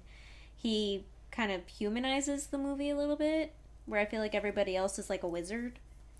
Yeah, absolutely. I definitely think that it grounds a lot of moments. For sure, kind of takes you out of the what almost feels like a different world entirely with these scientists, especially when we get into the Los Alamos sequences. Yeah. Where it feels like we're really in deep. I think there's some great moments. I think in terms of Matt Damon in this movie, especially his chemistry with Cillian Murphy, I think is really. I think you mentioned like Lawrence and Cillian and Oppenheimer, like that's also great. And then I feel like right next to that is Matt Damon and Cillian in this movie, especially that like first scene where they meet. It's like they're volleying like a tennis ball back and forth, and it's crazy. Like the way they're kind of like trying to one up each other, and then at the end of the conversation, like Matt Damon's character is like, well, now like I kind of see why you have your reputation, you know, because like Oppenheimer's just trying to like piss him off a little bit, and like, you know, and it's like it's so good, and then they kind of carry that through the whole movie. And there's other bits where he's kind of like. He's going to Los Alamos, and he's kind of like that, like, cool teacher where, like, he's trying to keep things under control, but he's also, like, you know, he kind of, like, gets it a little bit, too. He's not just, like, being an asshole, and I enjoy that. Like, that thing with Lawrence where, like, Lawrence comes, and he's like, oh, don't, like, talk about this with them, and then Lawrence, like, just says, like, fuck you, and, like, says it anyway. He's like, I said I understood, not that I agree. Yeah, exactly. Yeah, I mean, it's cool because I feel like it's obvious that Oppenheimer's, like you said, kind of like screwing around with Matt Damon's character, or with General Groves a bit to show him, like, you know, yeah, I'm not the most likable person, but I am a genius and I can prove that to you. And he makes that very clear from the very first moment they meet. And I think Oppenheimer wants to work for or with whatever that hierarchy is. I think it's for General Groves, because I think it's rare that Oppenheimer finds somebody who he can mentally volley with and isn't a threat to him mentally. Like, Groves is somebody who can match him in regards to, like, needing respect and knowing more about something, but he's not a threat in regards to knowing physics and theory. So I think that's an attractive person to Oppenheimer, and that's why even, you know, with the bomb dropping on Hiroshima, you know, he's really working hard to get Groves on the phone. And when Groves finally says something to him, like, I'm proud of you and your team, even though Cillian or Oppenheimer's terrified, he's so relieved to hear from Groves. It was almost comforting to him. So I thought that was a really cool moment between the two of them too. Yeah. Yeah, I think that's a great point. And the scene of them meeting in a classroom is a great example of the quippier side of Christopher Nolan's dialogue. You know, there are definitely moments in each of his movies where it kind of pops in, and I think this is a great example of it used in the best kind of way. Sometimes it seems sort of out of place, but I think in this movie it feels really perfect, as you guys were saying. The witty sarcasm is placed well in Matt Damon and very good to not be placed in anyone else. Yeah. It would not fit otherwise. Right, it feels like the character was kind of made to bring that to the fore. Which is why it's a little bit of a relief when he's on screen, because you're getting so much of this fast-paced science, smart people, awkward, blah, blah, blah. And then you get Matt Damon, who's a little bit more familiar, which feels better. Yeah, and then that's why, as I mentioned before, Nolan aimed to get a lot of recognizable people in the movie so that the audience can feel a sense of familiarity with these people, with these characters, in a way that I think would be impossible if you just went with all character actors. You know, with the amount of names to remember and locations and the differences and teams, and there's so many moving parts to it that I think he had the right idea, and it's a testament to his prestige. You know, no pun intended there. that he was. Cue laughter. That so many massive celebrities were like, hell yeah, I'll do this 16th billing on the Oppenheimer movie. You know, I'm down to be 10th on the call sheet for this one. No problems there. So I'm curious who in this movie you guys think are chameleons versus actors. Or chameleons versus movie stars. Yeah, I still haven't changed that on my layout. I meant to do they're this all in actors. literally Yeah, they're all. No, it's literal chameleons versus literal actors. chameleons. I've been meaning to change that on the layout since They're in a desert. There's probably some chameleons. since the Is that second a chameleon? episode. I think so. I just think of lizard and I think desert. I think it's their biome. But I would say Was it all Minecraft? I would say all movie stars, literally jam packed with movie stars, except for our boy Gary Oldman, who is absolutely a chameleon. Oh, I was gonna say Cillian Murphy's a chameleon too. I think I recognize Cillian Murphy. I think he's a big enough face, a big enough name.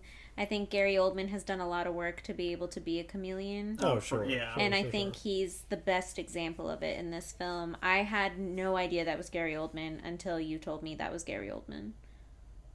That's fair. Well, what about one of our Josh Quaid? No. Who has been the exact same guy In every single movie. thing with I this forgot he was in this too. Scream, Oppenheimer, The The Boys. Boys. This is like the exact Yeah, same. he is kind of like the same. What guy. about Benny Safdie? Benny Safdie's interesting. He's kind of because- turning into a bit of a chameleon. Yeah, his acting career is kind of early still, but I think It's kind of crazy though. I honestly do think he's been a bit of a chameleon because he was in Are You There, God? It's Me, Margaret. Right there goes me, Margaret. Good time. Good Time. Licorice Pizza. Licorice Pizza. Pieces of a Woman, Oh yeah, I forgot about Pieces of a Woman too. and the new Showtime show with The Nathan Curse. Fielder and Emma Stone, The Curse. Yeah, Yeah. I do think he's getting there, and this role is very different because now he's like this got Russian dude who's like, Right. we need to do. That was a terrible. So is it Indian? That's appropriate. We do. I'm trying to do Russian. I, We need to do H-bomb That's- program. That's There a we little- go. That's a little better. That's what I was trying I to do. don't know enough about listeners. him. Like I didn't know who he was. I know the last name, of course, but I don't know enough about him to have a judgment. But yeah, I would say it's jam packed with movie stars, like you said, intentionally. And then I think he throws in that chameleon of Gary Oldman. Yeah, he definitely is. I would say Gary is the My dude Gary. My dude Gary is the most chameleonic. With Killian though, I think it's a mixture. I definitely think there's like 50-50. Like there's movie star Killian in there, even though I don't think he has like a movie star status. But in terms of it being him recognizable as Killian, I think Peaky Blinders is probably like another property that's makes him that kind of star. Yeah. But His lead roles. yeah, but this definitely I think is his most impressive performance, and for he sure. really like For sure. how committed he is to this character makes me think like there is some chameleon in there. So I'm kind of conflicted with him on that. But Matt Damon I think is a true chameleon in this movie. I was like I didn't even recognize him when I first saw him. What do you guys think that David Krumholtz is a chameleon? No. I forget which one that is. David Krumholtz is the... Is Robbie. Bernard from Bernard the Santa Claus from movie. the Santa Bernard. Claus. I love him so much. I mean, if Only you look because at of Bernard. he's done a million things, but he has the Santa Claus. In this movie, he looks, I don't know if it's prosthetic or what, but he definitely looks heavier. He's obviously many years older as well. Yeah, I think he gained some weight for the movie. He's been in some TV series like The Deuce, Ballad of Buster Scruggs. He's done a lot of stuff. He was in 10 Things I Hate About You, Heath Ledger. Oh, there you go. He was one of the communist writers in Hail Caesar, which is a funny movie. I've not seen that. Oh, it's a good one. I recommend it. So, I don't know. I think there's a case. Okay. Yeah. I think there's a case. I honestly, I think I just need to see more, but I don't know, his, vibe is just very noticeable for me. But I honestly have not seen enough of his, filmography. Dane DeHaan? You're a big Dane DeHaan fan there, Sam. Am I? Did I tell you that? Dane DeHaan in this movie, I mean, I guess he is a chameleon. It's an interesting performance in this one. Who was he in this? He played the Kenneth Nichols, who was sort of the military guy under The Damon, creepy looking guy with the glasses. who ended Yes. up working with Strauss and Straws. Straws Gabe. it's pronounced Strauss.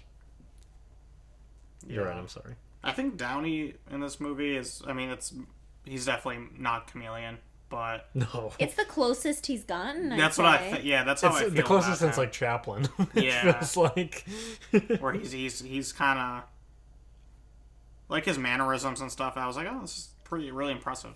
he has all the abilities of a chameleon while also being a movie star. He's just too famous. We talked about this with Yeah. Bale. Yeah. We talked about this with Christian Bale in The Prestige. I feel like he has the power to be both Yeah. if he wants to. I agree. But was- I think he's more yeah. of a chameleon than Robert Downey Jr. Yeah, Christian Bale, of course.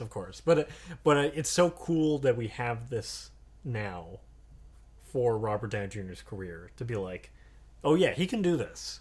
and I hope he does more now. I hope Yeah, this is me too. the beginning of a new run in his career where he kind of does. I know he has a show coming out. Called The Sympathizer, where he plays like 3 different people. Yeah, Oh, so maybe. yeah, Vietnam War spy. Park Chan-wook. Oh, cool. Yeah, Well, like you said, Sam, like he played the same role for 13 different movies. Like to be brave enough to come out into a role like this one is so cool, and it shows his skill and his ability to adapt. And I think he's got, even at an older age. I mean, he's not that old, but he's not a young. He's not spring chicken He's not anymore. a spring chicken, and he's experimenting, and I think that's super cool. What do you guys think of Jason Clarke in this movie? You're starting to mumble. Jason Clarke, what do you think of him in this film? Is he the one who plays Robbie whatever? Roger Robb, Robbie Rob. Robbie Roger Robert Robertson. cinematographer. Roger Rob. I think he was good. I think he he wasn't supposed to be anything crazy, but I think he, especially in the scene with Emily Blunt, does a great job. And actually, not the scene with Emily Blunt, the scene immediately after with Oppenheimer, when he's grilling Oppenheimer. I think that part Yeah. wasn't easy to do, and I think that was a really well executed scene for both of them. So I thought he was perfectly fine. Okay, I was sort of asking this as sort of like a temperature check about whether or not he's just like too loud in this movie. No, I think that was intentional. I think he brings the intensity up in that third act where the movie now becomes more procedural. And from what I've read, I haven't seen JFK, but it's apparently akin to Oliver Stone's film JFK. In that third act, I think he brings that intensity and kind of becomes another antagonist in a way, not the main, because I think Strauss takes that role, but He's an accomplice. yeah, he's an accomplice. He's on that side, and like you said, that scene you mentioned with Oppenheimer and him is quite remarkable.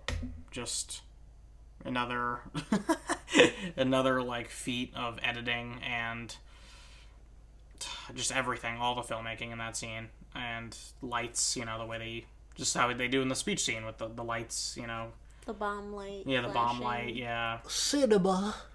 it's good, baby. This is what the movies were made for. They're made for winning. Go see a movie in a movie theater. No. I don't know what voice that was. I don't know if that was like... That was the best thing you've ever done in your entire That's life. like... That's the fake Twitter pundit who wants to be a movie critic so bad, but only has a Twitter account, so he doesn't... The worst part of film Twitter. He doesn't get any further than that. That's my that's that voice. What life lessons did you guys take away from this movie? It's a pretty weighty film, I would say. One of the big life lessons of this film is if you marry someone and they're like not attending to their child, you gotta get rid of her. Like, I'm sorry. You know, like, I know he's out doing his thing. And, you know, obviously he doesn't have a lot of time to spend with his baby and the wife. But, you know, like, girl, you're drinking a full bottle of liquor. Yeah, not even cup. You gotta go to therapy. Good thing Oppie did the right thing, and he said, "Let me bring it to my chevalier, my commie friend," and he brings it to the commie friend. Sam, everything you've said is gonna get you canceled. The three people I called the baby it. The baby it. You said get rid of her. No, don't get rid of. I mean, get rid of her. Like, divorce her, or like she's got to go to therapy and figure her stuff out. That's a big thing. I think many of these characters could probably benefit from therapy. I don't know what therapist could help Oppenheimer. Like, I'm joking. Kind of. That's a tough case. I mean, that's a rough. That's a tough case. That's a tough case. There's just no practical solutions. It would have to just be like ways to help him cope, but not like. Right. I don't think you could be like, well, just stop thinking about. I don't think he would take their advice. No, I think that's the worst advice you can give somebody as a therapist. Exactly. Like, just stop it. Just don't make the bomb. Is that your thing? No. My life lesson is to not walk away from your child mid-eating and answer the phone to hear that you should bring the sheets in. And maybe it's just because Gabe and I are parents now. I'm so glad you mentioned this scene because it's so funny. But the scene where right after Trinity works and the bomb drops successfully and Oppenheimer has some girl call Emily Blunt and tells her to bring the sheets in, meaning it went well, as a code word. In the scene, Emily Blunt is sitting and feeding her two children. One of them is an infant, one of them is like a small child. And she's spooning food into the baby who is screaming's mouth. And she gets up and walks away, and that baby's face is bright red, and that baby is screaming in terror and just has food floating in the mouth. And both Gabe and I, whose biggest and largest fear is the choking of our child, we're like, oh my god, that baby's gonna choke. That baby's gonna choke. The way that the camera like pans away from the baby, like right after, I didn't even notice. Emily Blunt basically gives the baby food, then Non-parents, walks away. sense. The face and like the motion that the baby makes as the camera's going away from him. Oh my god. I was waiting for the next scene to be like dying. Oppenheimer's baby died of choking. Like, maybe that's part of the problem about the character too, is like it feels almost unrealistically that bad. Cruel. Yeah. Like like careless or like just. But she's also supposed to be the stay-at-home mom housewife. So it's like if she doesn't. Yeah, it's a very weird. A really odd. Like I'm sure it's realistic, like that she probably felt pigeonholed in that role, and that's not really where she wanted to be in her life. But at the same time, they had the kids. If that was the decision that they made, if Kitty was like that insistent that she didn't want to be in that role, which it really seems like she doesn't. Yeah.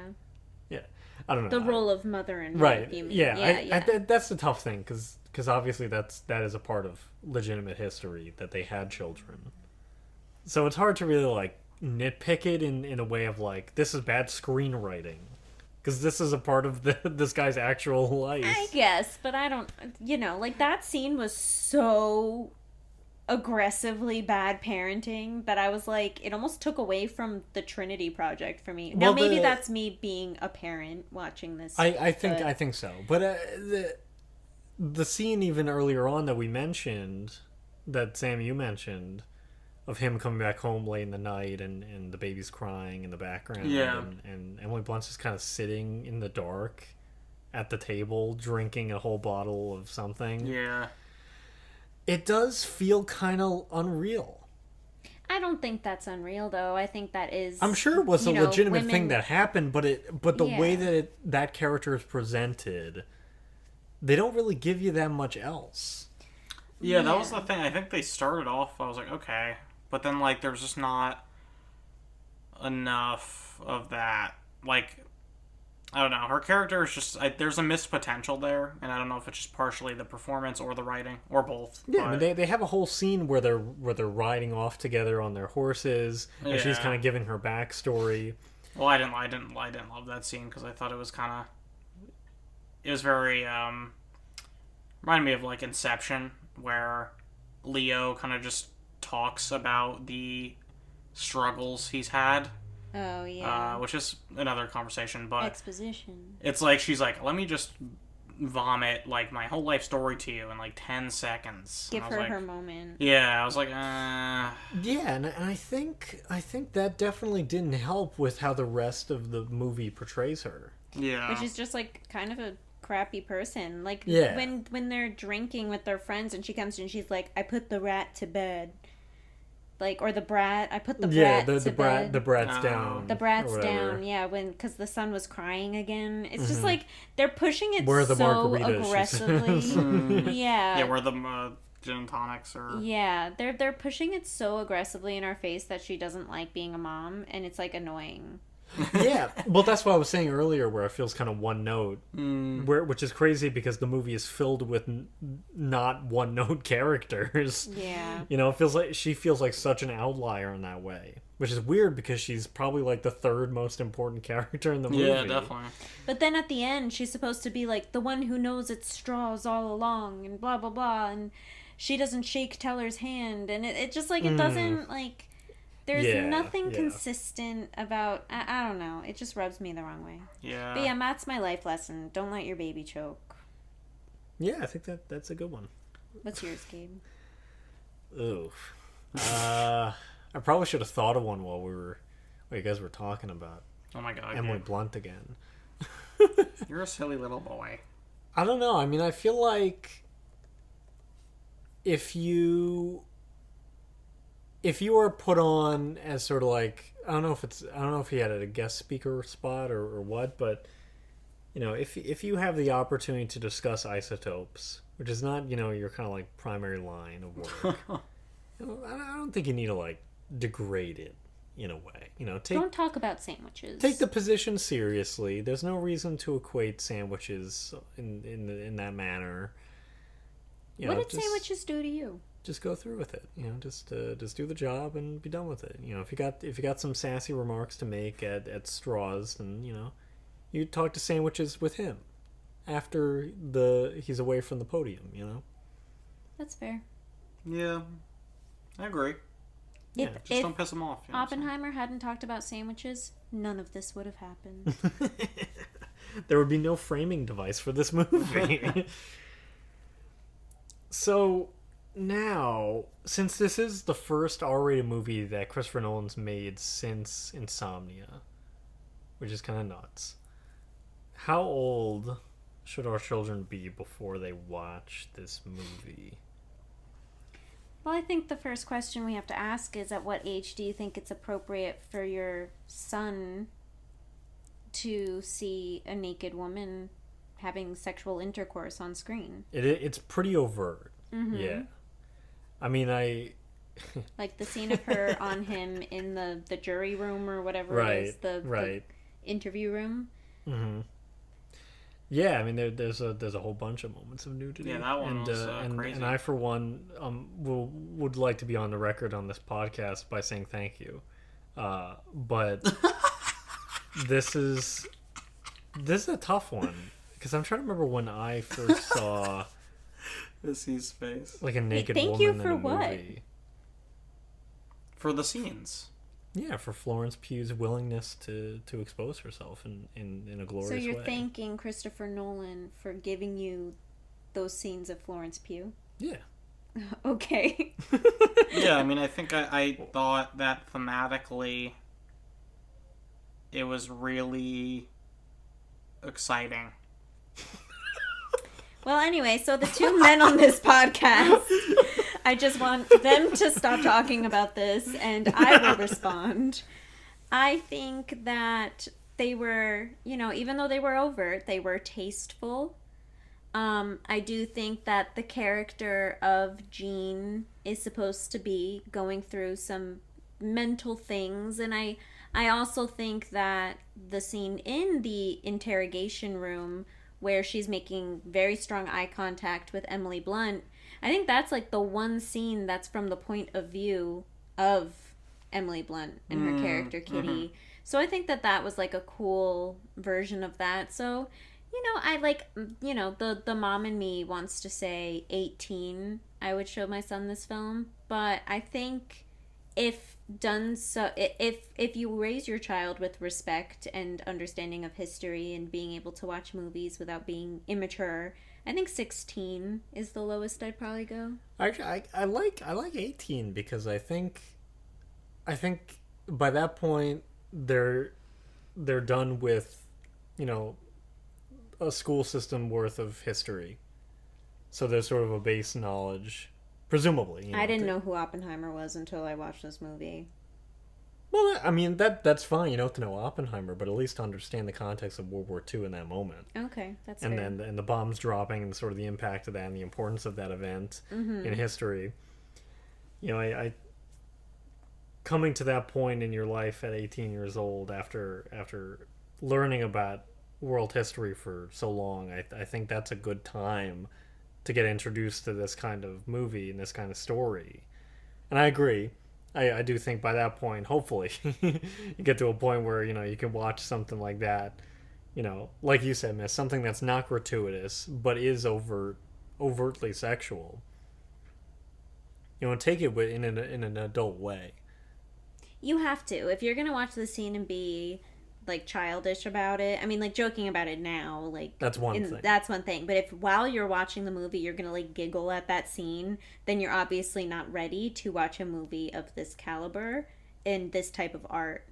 And this amount of content too. I feel like there's so much in the text of this movie that can get so easily lost by someone who isn't ready to take it. Yeah. Yeah, I think I agree with Missy that 16 is a good age if they have a good grasp on those types of topics, which obviously depends on lots of things, But yeah, I would agree with that. But maybe they don't like being mature about it, and they want to be a little immature about the nudity. Then maybe push them a little farther up. To 18. To 18. Yeah. So 16 to 18. Yeah, I think the thing about this segment is there's a lot of variance. And I think as parents you get a pretty good idea of what your child can withstand.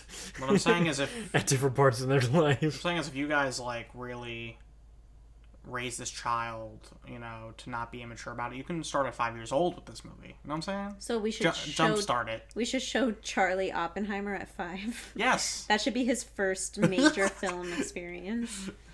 Sound good, Gabe? I feel like Oppenheimer doing the speech right now. I'm getting glimpses of a lot of death. Yes, sir. There's truly nothing like watching a movie with like overt sex on family movie night.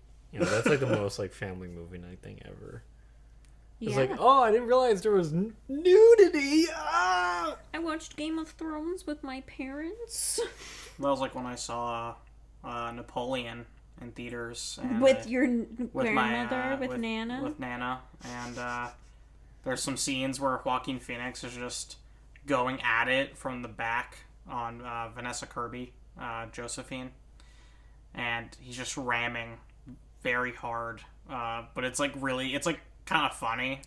But I was also like, damn, Nana's right next to me. And she's like laughing during the scene. I was like... Nana's like, it's been a long life. Yeah. Well, she's never been afraid of that stuff. Yeah, no. That's for sure. So the fake Oscar game now is interesting for this movie because, as we know, obviously, at the time of this recording, the Oscars haven't happened yet, but we're very much in deep in the season.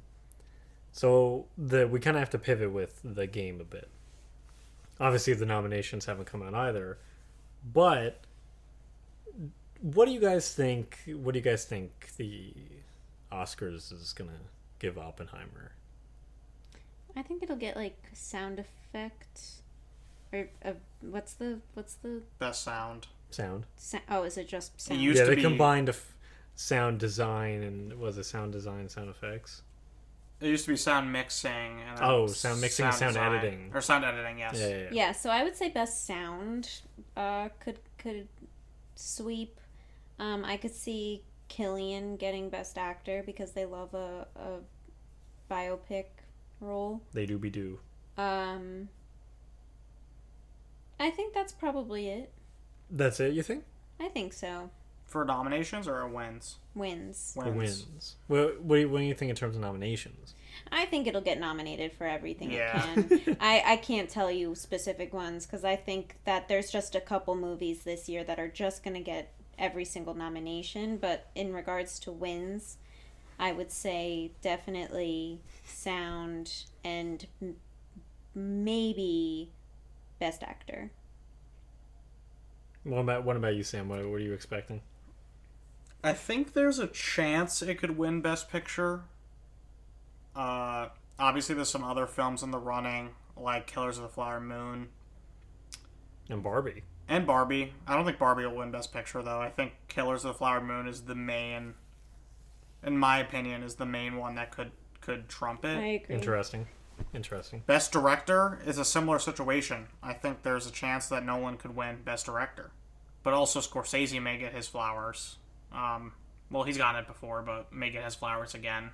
Yeah. For such a late career achievement that with his film. Yeah, that's the thing about the Oscars. It feels like they're always looking for, like, who can we reward that hasn't been rewarded exactly. yet? Or like is at the end of, his career, and then actor in a leading role also could go to Cillian.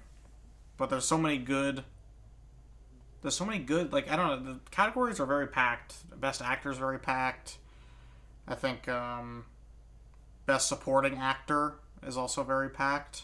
Yeah, I don't see anybody. I don't know if Downey will. Downey, obviously. He'll get nominated. For But I don't know if sure. I don't know if he'll win that one just because you have Robert De Niro. you got De Niro, you got Mark Ruffalo in Poor Things, which I haven't seen yet, but has Even Willem Dafoe and Poor Things, too. is Willem amazing. Dafoe. They're both amazing in that movie. Yeah, so I think adapted screenplay will get nominated, but I don't think it'll win. Production design it may get nomination. Sound, I definitely think it'll win though. Yeah. Best score, I mean, I would like it to win best score. We'll see though. Film editing, I could see getting nominated for. Basically the rest. I know for visual effects, it's not on the short list, which is was quite controversial. Who is on the short list? I will check right now. But what are your y'all thoughts on that? I'll let you check. That's just crazy to me. Yeah, same. The amount that we've discussed already about the practical effects, and that probably doesn't even scratch the surface of it. This is still only months removed of the movie actually being released. There's still so many years of hindsight that we can get, if we ever revisit Oppenheimer for a podcast. Yeah. I'm sure there'll be so much more information to find and learn about the making of this movie. But even what we already know, it's just crazy to imagine that this doesn't get involved in visual effects when literally every other below the line category is a possibility for this movie. Yeah. So that is 20 finalists. Ant-Man and the Wasp, Quantumania, Aquaman, and the Lost Kingdom, God's sake. Barbie, The Boys in the Boat, The Creator. The boys in the boat. Yeah. Dungeons and Dragons. What? Honor Among Thieves. The boys in the boat. So, Miss, we went to go see Born the Heron, Yeah. and the trailer came and the for trailer this movie, for the boys in the boat which came is a on. George Clooney directed film. And I swear to just about God, rowing. I swear to God, there has never been a more Caucasian film ever made. Oh, Like, it's just white everywhere. okay. But yeah, so Godzilla -1, Guardians 3, Indiana Jones Dial of Destiny, Killers of the Flower Moon, The Marvels, Mission Impossible Dead Reckoning Part 1, Napoleon, Naiad, Poor Things, Rebel Moon Part 1. I'm not going to read the rest of that. Society of the Snow, Spider-Man Across the Spider-Verse, Transformers Rise of the Beasts, and lastly but not least, Wonka.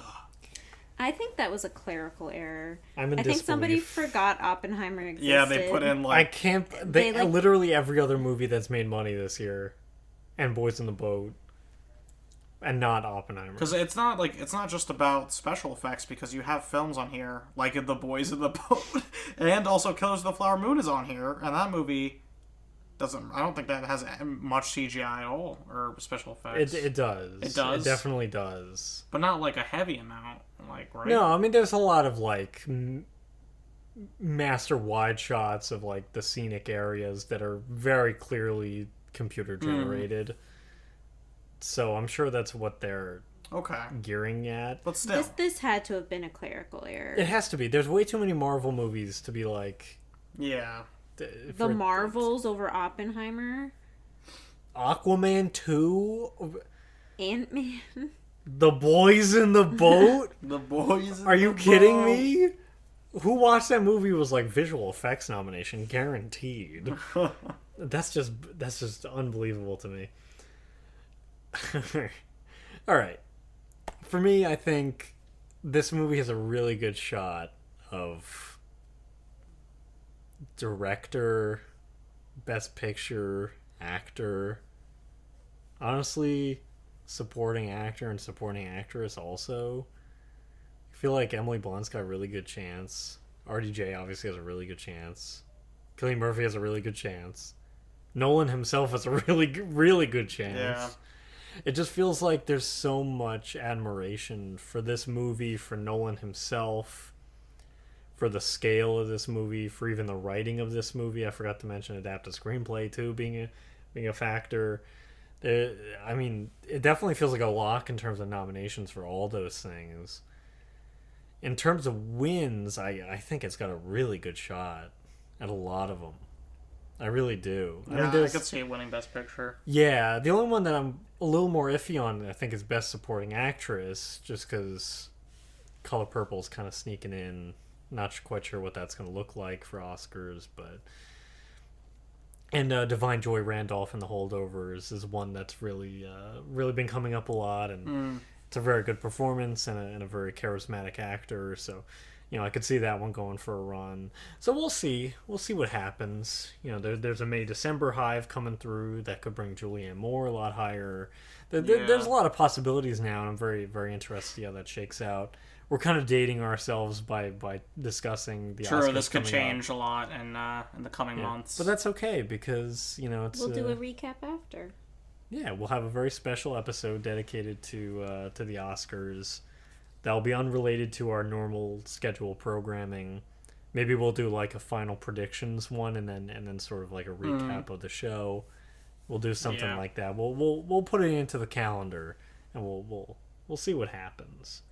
But that's in the pipeline. You know, we're talking months from now. Years. There's plenty Oscar season left to be had for sure. So let's wind things down a little bit here.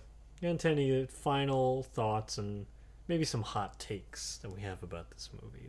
Is there any hot takes that you guys have that we haven't already maybe discussed? I feel like we haven't really been too like spicy, which is a thought, a sentiment that we've come back to a lot on this podcast for Being some spicy. reason. Being spicy. I feel like I gave mine in terms of most of mine are just positive stuff. With Your hot take is that everything is really good. yeah, I mean, in terms of the score, I think it's one of my favorites ever. I think hot take, it's one of best Nolan. I don't even think that's a hot take though. That's one of Nolan's best. I think there's a good consensus, but it's like top 5 maybe. It's definitely become among his best. Yeah, for me though, it's but yeah, I don't know. I really adore this movie. Seeing it a second time, even I watched this movie a second time on my computer, and not really the way Nolan intended. Mm-hmm. And that's okay because it still was like an amazing experience, And Well, the fact that you can enjoy it so much, even just watching it from your computer, says a lot about the film. yeah. I'm trying to think what a hot take would be for me. I do feel very positively about this movie as well, so it's kind of hard to think of a way I could zag. I mean, I think that this movie... It's weird. I think a hot take might be like, this movie kind of has all the trappings of the worst Nolan scripts in the past. Essentially filled with exposition all over the place, and some of the character writing isn't all there and stuff like that. And yet, it works. Which I think is a real superpower of this movie. Yeah. Is it takes some of the normal kind of weaknesses of Nolan movies and turns them into strengths. And there's probably a whole bunch of different reasons for that in the core text of the movie. But I think it's impressive that it's able to do that. Is anything coming to mind for you, Missy? I think probably just what I was saying earlier about the score. I think it's beautiful music, but I don't think it's amongst the best of Nolan. I think the sound is great, but I think score-wise, it's a great score. It's smart, it's clever, but I wouldn't be surprised if it didn't win the Oscar. There's a lot of good That's scores probably this year. the hot take that I have. Yeah, that's a good one. So, since this is the last that we'll be seeing from Nolan for a while, is there any final thoughts about this mini-series of Nolan? Any major takeaways that you have or things like that? Because I think for me, I feel a lot more positively about his filmography than I did when I started. I agree. Honestly, I have a lot more of an appreciation for his process and his attention to keeping things as real as possible. That's definitely an aspect that I didn't really get before with his work, but I've really come to love about his movies, and I see it so much more clearly now, having done this series. Is there any other takeaways that you guys have had about Nolan since this? I mean, obviously he's one of the biggest directors working now, but I feel like I've learned even more about him than I thought I already knew. I mean, I would probably say his themes and his interests. I would probably say, obviously time is always a big thing for Nolan. We all knew that. But to just see him be interested about something and then decide to make a movie about it was something that stuck out in the series to me. That might just be the movies we picked for this series, which is why I would be interested to go back and do another Nolan series maybe in a year. But it was cool to kind of get inside his head a little bit, and I think, watching his movies for, 4 straight weeks kind of allowed us to do that, and it was really fun to rewatch all of these and to hang out with my family and talk about it like we usually do, and we've done with many Christopher Nolan movies before on and off podcasts. So it really does feel authentic to happens after we watch a Christopher Nolan movie. Yeah, basically agree with both of you guys.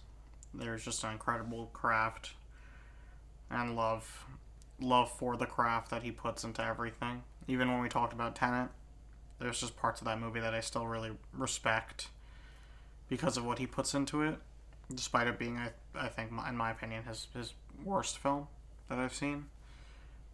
And yeah, I think there's just hearing all this trivia that we go through each time, and hearing like the extra mile he puts into his directing. And I know a lot of people, those people, you know, that aren't fans of him, but I can't help but just be enamored by the way he crafts action scenes and the way he builds tension and the way he edits and cuts between things and builds up to these climaxes that are just pull me in and immerse me more than a lot of directors can do. It's really a feat, and being able to discuss these movies is just, I think, a perfect first series. Mm-hmm. You know, it's someone that is really, you know, he's really in the mainstream. He's really well known, but that's not necessarily a bad thing, because he's got a lot of layers to his directing that make him, I think, one of the most exciting filmmakers. And there's very rare directors today. A lot of like the pull, you know, audiences feel that pull to go to the theater. A lot of the times today now it's based on franchises. It's based on these properties and not by this person's making this movie and he's releasing it. We have to go see that. That's something Nolan has. He has that hold over the industry that when he has a movie coming out, you're seeing it because he's putting it out. Not because of what he's created. Like, you know, it's not Oppenheimer fans that are going to see Oppenheimer. It's because they're seeing it because Nolan makes them feel differently than most people feel when they go to a theater. We trust him. Yeah, I was about to say... Nolan we trust. I was about to say that. We've come to a point with him where we know at the very least we will come away with an interesting experience. You know, something that we haven't seen before, recontextualized and also turned into like a blockbuster kind of sensibility with it as well.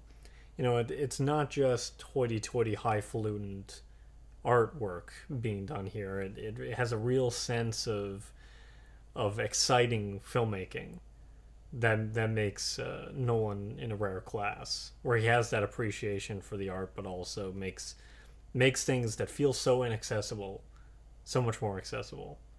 You know, with that detail and with that sense of pacing and editing and attention to story in general. It's he's a fascinating figure, and I'm fortunate that he's an active filmmaker in our lifetime, because seeing his movies come out and dominate the box office every time is a really exciting feeling, and I'm very excited to see what he comes up with next. If we're still making the podcast, by the time he comes out with his next movie, we'll have to revisit that one too. Yeah. But in the meantime, we're going to be having a bit of a shift in the way that we set up the podcast, as opposed to one basically a month's worth of content on a single director. We're going to be spreading things out a little bit, discussing a wider variety of artists over a longer period of time. So, that being said, next week we'll be starting with Frank Capra. And our first movie in the filmography of Frank Capra is going to be It's a Wonderful Life, just in time for the holidays. I'm very excited to dig into that classic film with you guys. We're going to be talking about old movies, one of my favorite things in the world, on the podcast. Very excited. And not just that, but we're going to be rotating Capra with three other very interesting names. So it's going to be Frank Capra, then a week of Greta Gerwig, because of Barbie, we just felt, we had to. Guillermo del Toro will be after that. Followed up, lastly, by a series on Charlie Kaufman. So we have a very wide, very, very eclectic group of artists and personalities and films that are all fascinating and interesting in their own ways, and are definitely going to be interesting conversations all the way around. So I hope you'll stick around with us for that journey, and I hope you enjoyed our dive into the Nolan miniseries, and I hope you enjoyed our stay in LilliHouse. But before we cap off, thank you so much for reminding me, Sam. Let's just finish off with our rankings of the Nolan movies. We can just do a general sort of these four top five, or we can do our top 5 Nolan movies. Period. Sam, do you want to get us started? Yeah. Since you showed me your list to remind me that we were gonna do this, I'll be honest. It was a slip of my host mind that I texted you earlier today to prepare this, and then I totally forgot to do it. Yeah, he's like, get that top 5 ready. I was like, sounds good. And then I forgot.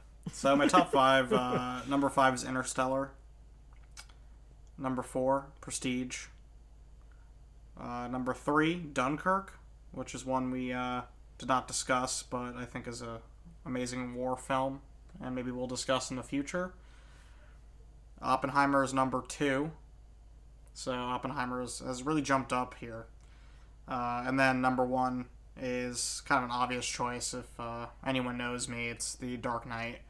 It's a movie that, has in the center of my heart. It has a place just because of the memories of first seeing it, how obsessed I was with Batman as a child. I still am obsessed with Batman. Love that character. And Nolan really decided, let me fully commit to making a crime film with Batman in it, and also do absolutely justice to the most iconic villain in comic books, which is the Joker. Using, and goes without saying, Heath Ledger. Yeah, we'll definitely when we return to Nolan, this will 100% be a movie to discuss.